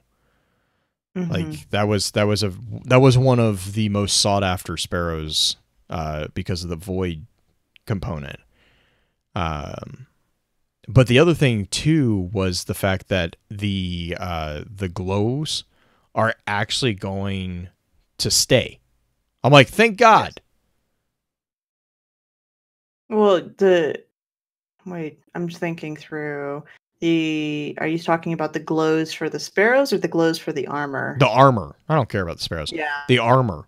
Like, the armor glows will remain available for use after Solstice of Heroes event ends, which was like, that to me is like, they listened to the feedback for the Revelry. Because that was on the nose, one of the biggest requests for the Revelry glows was... And it sucks because, like, the reason why we didn't get to keep it, it makes sense. I completely understand it. But it was like, no, I want those. Because, like, that was a really cool cosmetics. I really liked the Revelry, the helmet, like, the way that the helmets went. Yeah, the horns. The horns are so cool. And the way that they would grow based on how many items from the Revelry armor you were wearing. It was so cool. Loved it. Made playing PvP an absolute nightmare, but I don't care. Oh yeah, nightmare was an understatement for it. I was like, here's a target. But I also don't get why Ghost is in an inflatable too. But anyways, like, the other thing I was wondering... Did you see that they're trying to get him to have a hat too on top of that? Yeah, whatever. I think it's...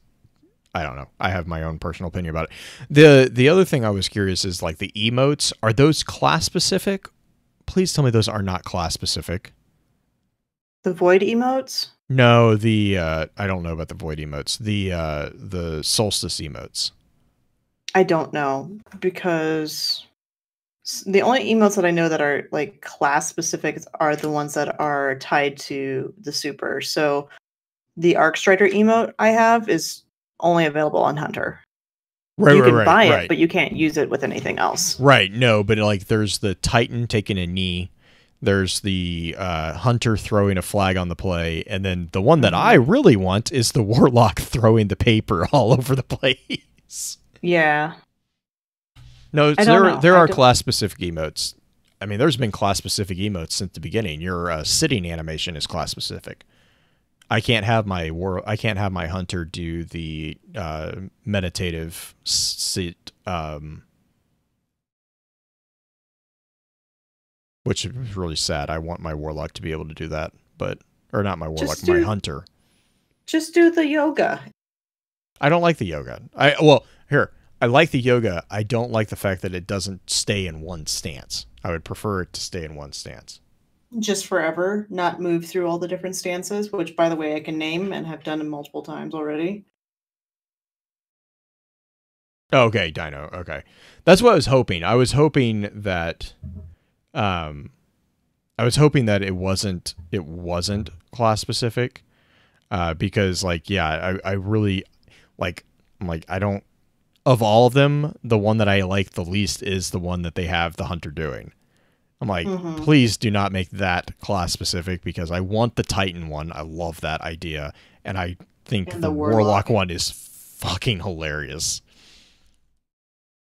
Especially in combination with the searching for answers emote. It's just, I'm done!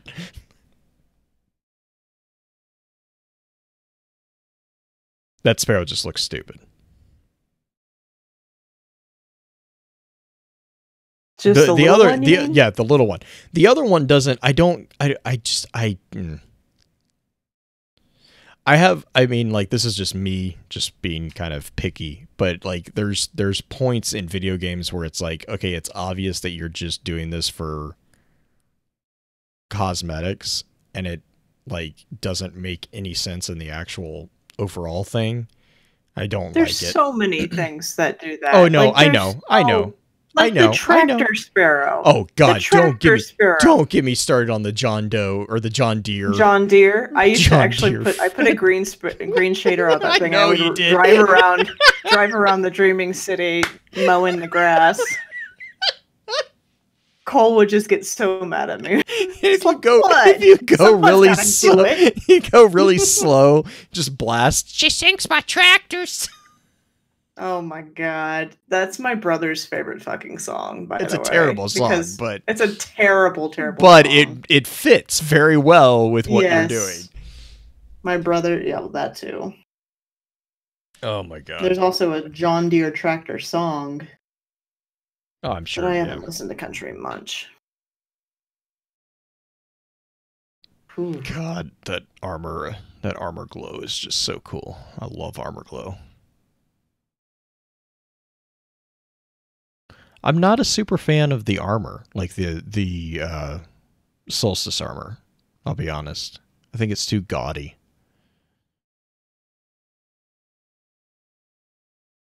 Yeah. I like the Petra got your hunter doing lawn work. Oh heck yeah. It's the honey-do list. I mean, I don't have that would be weird. That would be such a mental disconnect for me having Petra and my original character be together. That's just wrong in my mind. I can't do that. No, I'm not even entertaining that. You're breaking me. Nope, this is bad. We're stopping that, please. Oh, man. We're slowly becoming less and less friendly. Self-love green. Oh, gosh.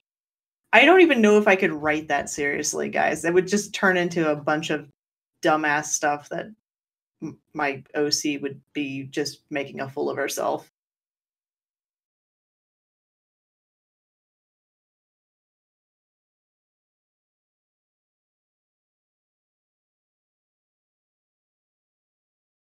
Let's see here. It looks like the legendary set looks simpler, that it could have the glows. Yes. That would be great. Like the legendary set. I'm a big fan of the original, like the base set. That's actually what I wore last solstice, was because when you finally got them all unlocked, they were like, oh, here's what are they, ornaments? They're like, here's the ornaments that you can revert it basically back. I reverted mine all the way back to the tattered look because I like that aesthetic.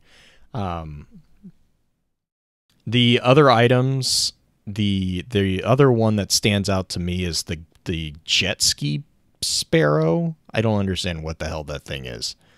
It looks like a freaking Indiana Jones and Crusaders of the Last. I mean, yeah, you know what I think they're kind of going for in some respects, but also not, is they're going closer towards what Overwatch did with their seasons. Yeah, which is why I'm just more like playful. Yeah, which I mean, that's where I'm just kind of like, I'm like, fine, whatever. I get it. You like the revelry stuff.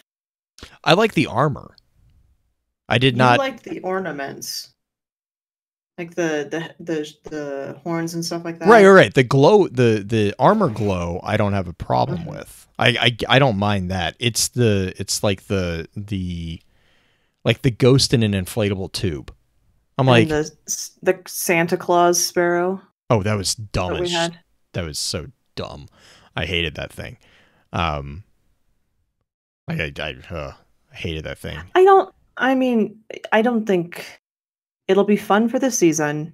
People will run around like doofuses with them, and then people will go back to their other stuff. No. And I that's what I mean. Like, I get it. I totally understand from like a business standpoint. Completely understand. Completely understand. I'm just saying from an in-game perspective, it's like, to me personally, it makes the break from reality hard, because it's like I personally, like, especially with RPGs, my RPG background, like, I take everything in game kind of like in character. When I'm playing Destiny or when I'm playing a video game, I'm in game. Like, I'm really bad about getting immersed really easily in those things.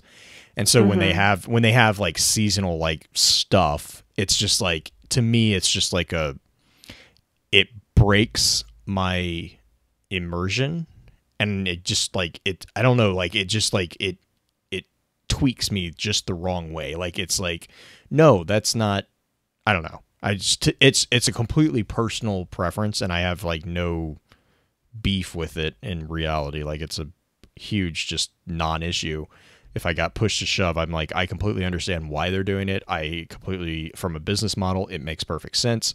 It'll work as a business model, because I guarantee you people are going to go out and buy this shit, and that's what it is there for. And I get it. I completely understand it. It's just one of those things where it's like, it's my one little thing to be, I guess, elitist over. Ghost Sparrow.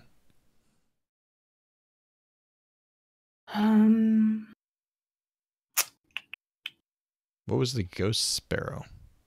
I don't remember.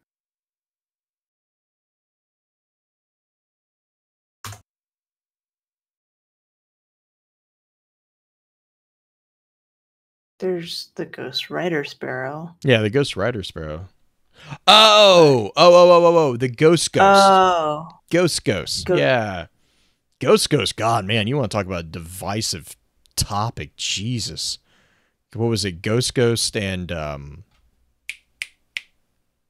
the chocolate ghost? No, the candy ghost. The damn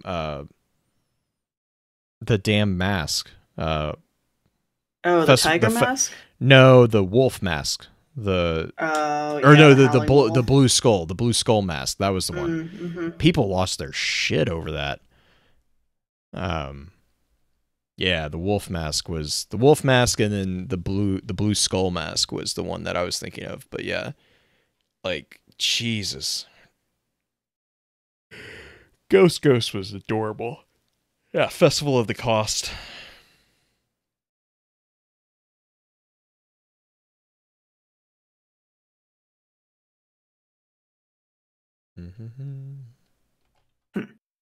Yeah, I'll be interested to see what's gonna get dropped for Solstice as far as lore.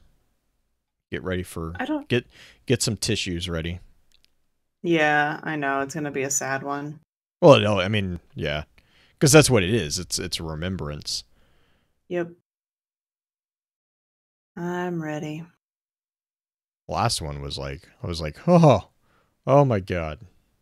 Cade eulogy. Oh, yeah, Jesus. They're probably gonna play on that. Like, I guarantee you, there'll be something. Sundance. I mean, probably. Sundance there'll probably be something from Sundance, I'm imagining. Sundance is dead. No, but I mean, like, a clip from like Sundance, like a memory of something, or Shiro, like Shiro's ghost had the eulogy speech. Round 2 for Sad Red War Stories. Yep. Yep. Delivered by Shiro or Shino? Shiro, what? Yeah. Shiro, there we go. Yeah, because Shiro's ghost was the one that delivered the story of Cade's resurrection, which was fucking hilarious. Oh God! See, Wouldn't that be a gut punch? Yeah. I mean, Like, I know it's not gonna regardless of- happen, but Right.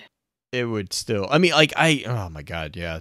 I'm really I interested know. in where that's going. Stop with the API leak stuff, please. Stop.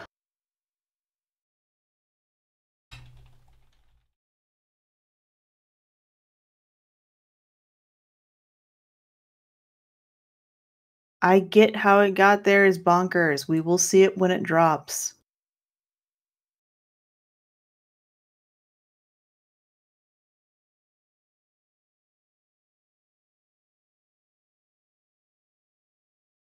Thank you.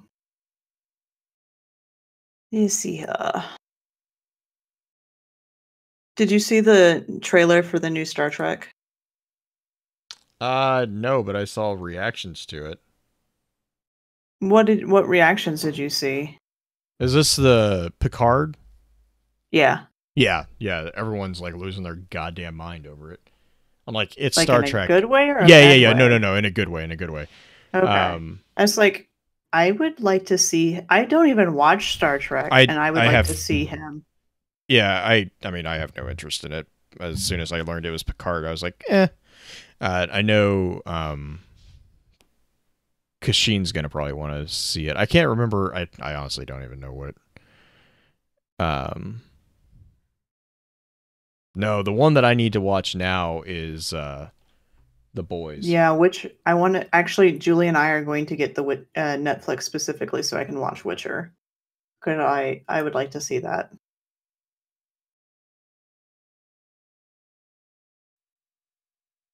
I wonder if they're doing. Do we know how long those episodes are going to be? What?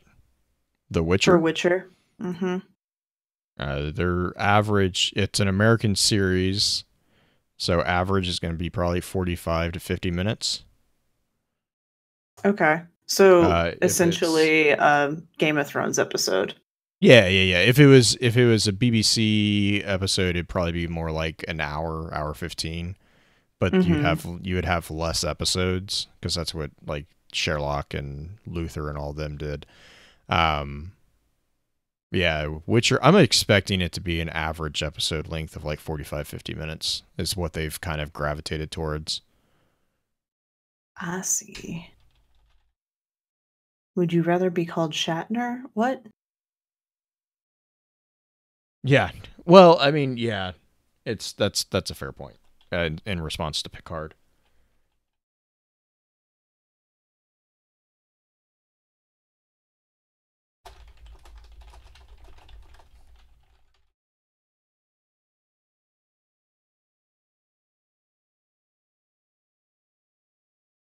Okay. Let's see. You're betting 40 minutes? I imagine that it's probably going to be like it's probably going to be, 12 or normal. I mean, their seasons are kind of wonky too cuz like it ranges for like 12 to 20 episodes. Mm-hmm. Like it just depends on what they're doing.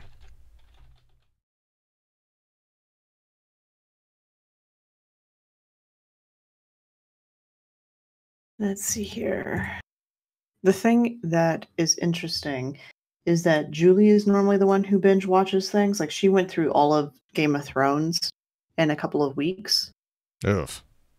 Yeah, when she loves a TV show, she will just watch the snot out of it, which is fine. I am not that way. I will watch maybe an episode or two a day if it's like a short thing. But I'm not going to binge watch the whole thing. Did she like the ending? Julie, as far as the ending with Bran and everything, I don't think she was upset about the ending, but that's because she went through and watched all of it in such a short setting. She didn't have the buildup that a lot of people tend to have. That's actually a conversation she and my sister had because my sister is also very, very big into Game of Thrones. And Trudy, my sister, said that after the finale, she went back through and rewatched it and felt better about Bran ending up the quote unquote winner at the end after watching it a second time. And in much closer proximity. But that is what it is. Yeah, for me, like, I don't know. The only TV show I think I could binge watch, there's 2 TV shows and they're both fucking ridiculous that I'm going to say this. One is The Big Bang Theory. I'll binge watch that just because it's fun and silly and not a whole lot of heart-wrenching, gut-wrenching type things. And the other one is Jeopardy because I'm a fucking nerd. Julie and I will just turn on Jeopardy and let that run while we're doing other things. And I will yell out answers from the other room. TBBT. What is that? The Big Bang Theory. Ah, gotcha. I love Jeopardy too, Mystic. Last binge was Jessica Jones. Jessica Jones got real dark. I did watch a little bit of that. And then as soon as that character, what's that character's name? The main bad guy. Which season? Released I'm thinking even season 1. So one that would have been David Tennant. Yes. Kilgrave. Yeah, Purple Man. Purple Man. As soon as that mental stuff started happening, I was just like, nope, I'm done. Nope. Psychological abuse, not something I'm okay with. As far as like me watching it, it's not fun. Yep, Blue. I will let you know. It is one of those things like nope, that's fine. Just you know what I mean. Yep. I don't care, but yep, I do. I know. Currently waiting to binge watch Instinct on CBS All Access.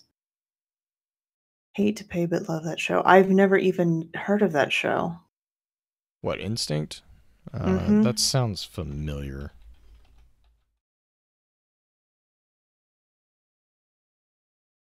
Yep. I have been told that once I am offline with everybody, I have to go and let Buddy out because my dog has this annoying habit where he wakes Julie up at 2 a.m. He won't wake me up. He wakes Julie up at 2 a.m. to go outside and go potty. Every day.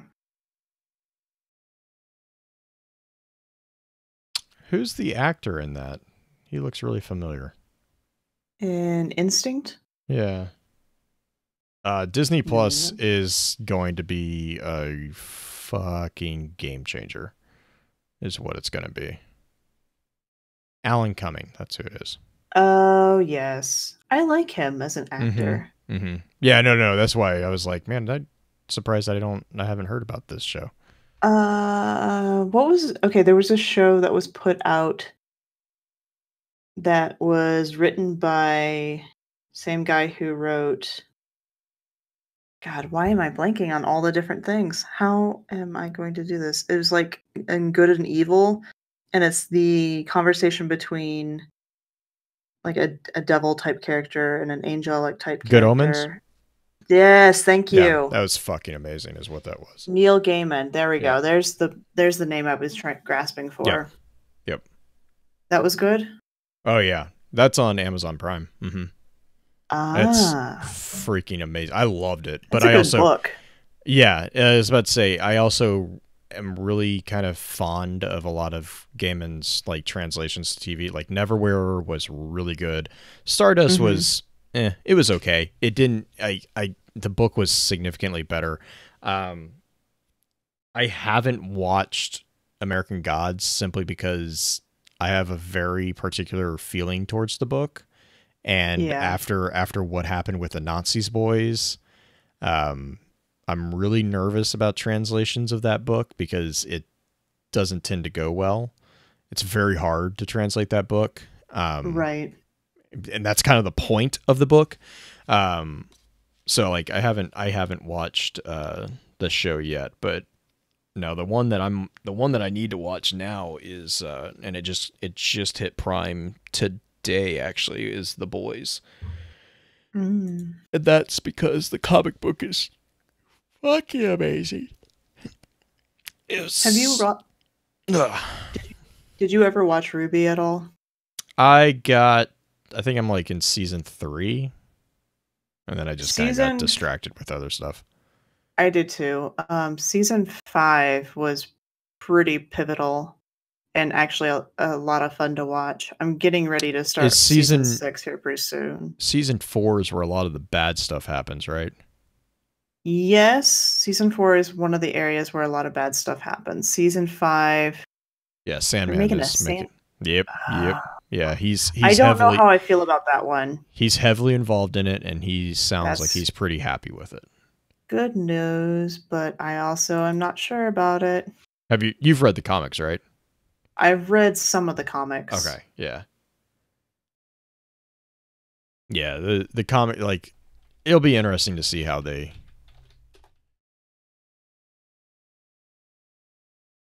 Season 3, episode 9, Blue. Is that the episode? That's the end of the... Oh, God. The festival, the Vital Festival, isn't it, Black Flag? Where everything falls apart.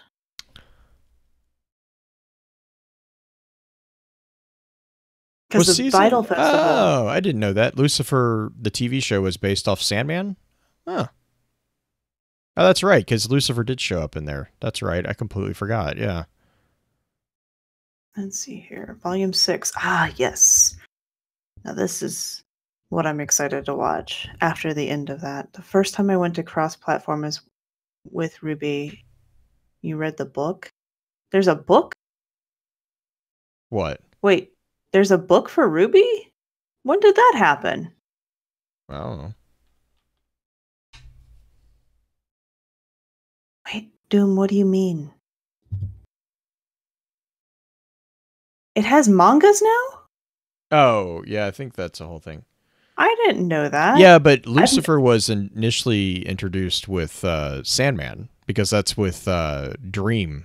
Dream and Lucifer had a thing that went on. I've never read a manga, just saying. It's just reading backwards. Right, I know. I know the concept. I've just never actually picked one up because I've never had any reason to. I never had, like, all the episodes with Beard, I never had any exposure to that style. Oh, that's why. Because, like, the Lucifer TV show does not remind me at all of the Lucifer from Sandman. Yeah, Rose, you start at what we would consider the back of the book, and you read pages from right to left. Yeah, it depends. Like, they've like, it used to be, yes, but now they have mangas where it's normal. The mangas are canonical events that take place before the girls get to Beacon Academy. Oh! That'll be interesting. So here's a question for you, Black Flag, and you don't have to go into it too much, but do we get more information about Ruby Rose's mom through that? Because I know I haven't seen season 6, and I know what happens with Raven in season 5, but I want to know what's going on with Ruby. Like, they grabbed Neil's characters and just did their own thing. That's what I was that's what I was typing. Damn. Like, they have like the bar and Mazikeen. But Mazikeen, yeah, they changed a lot of shit just already.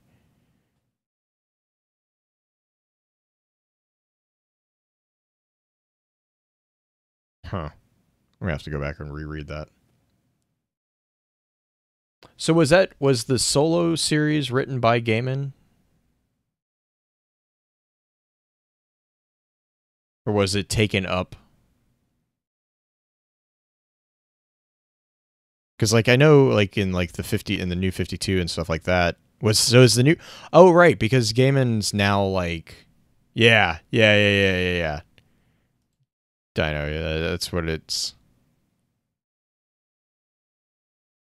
That's weird. They're holding that card still, but you'd like season 6. Good to know. Also, looking at the manga, Viz.com has all of them free except for chapter 4, 5, and 6, and there's 9 of them so far. That Wait. is very confusing. Whoa. Wait, so Lucifer's in the DC universe? Oh, shit. That means, like... Yeah, because Constantine would be involved then. Oh, yeah, I'm going to have to go back and reread this. Gotcha.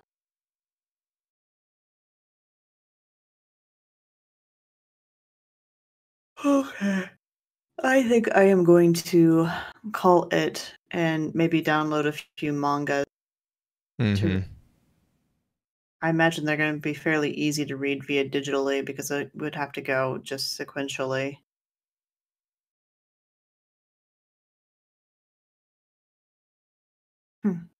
Okay. Yeah, I completely forgot that Sandman was in the DC verse.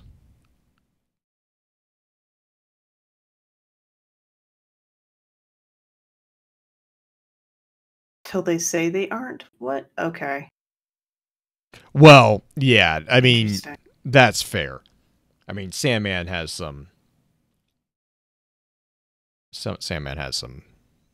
serious implications.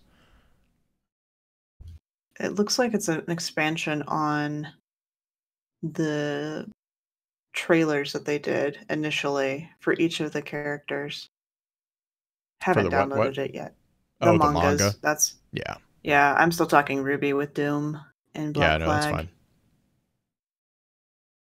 Well, and that explains, like, there's the spin-off with Superboy, or was it? Yeah, when Superman comes back during Doomsday, there's a brief stint of an arc where he's possessed by a demon. That makes a lot more sense if you realize that Constantine exists in the same universe. Yeah. Dino. He that was a weird ass arc, was what that was. Like, Superman ruling hell that was an interesting one.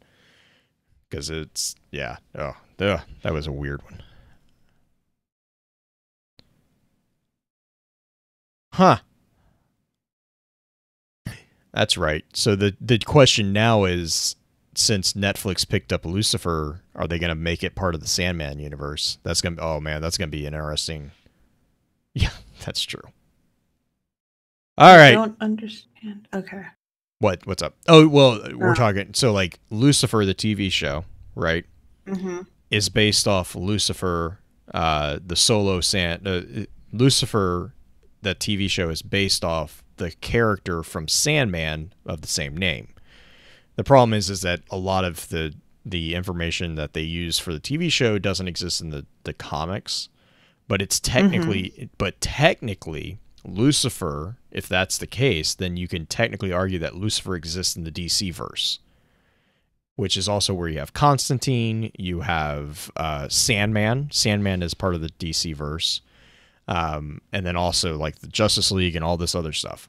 But the thing is Netflix is doing Sandman, the TV show. Netflix also saved Lucifer, the TV show. So Netflix owns Lucifer, and they're doing Sandman. So technically, you could see a crossover there. And then, yeah, and Constantine that's been one of the biggest blowbacks from, I think it was CW. When they canceled the Constantine show with, oh God, what's his face? I want to say it's Matt Ryan, but I don't know if that's correct. I think it was Matt Ryan. Yeah, Matt Ryan, who did a fucking fantastic job as Constantine. Like, oh my God, like that was probably one of the best, in my opinions, translations of like keeping his character, like that character. And he has been kind of peeking back and forth in the Arrowverse. So there's things there. Yeah, Dino, I'm right there with you. Like, Matt Ryan was a perfect fit for Constantine. He's got the snark. He's got just like perfect. But there's kind of murmurs that there's hope that, you know, with Lucifer getting purchased by Netflix, with Sandman coming to Netflix, With the impending doom that is Disney Plus coming down the pipe, Netflix is going to have to get really really proactive about shit. So there's also hope with the pushback that Constantine's cancellation got. There's now murmurs that we might get a chance to see Constantine getting picked up again by Netflix. And if that happens, that's going to be like a glorious shit show, because Netflix isn't bound to restrict it. Oh shit, is he? Is he a full-time cast member in Legends? Okay, I haven't watched Legends of Tomorrow for a long time. Cool. That's even better. So he's already in, so he's back in CW basically. Yeah, he hasn't been every Constantine. There was a really terrible Constantine rendition by Keanu Reeves. Like, the movie was horrible. Keanu did okay, but like yeah, bleh. But yeah, so like if they, oh my god, if they get a full Constantine show on Netflix, it'd be amazing.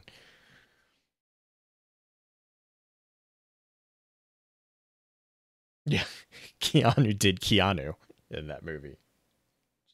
Yeah, that's his thing.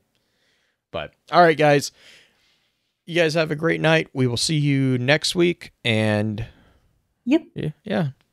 Stay safe. Bye. Bye.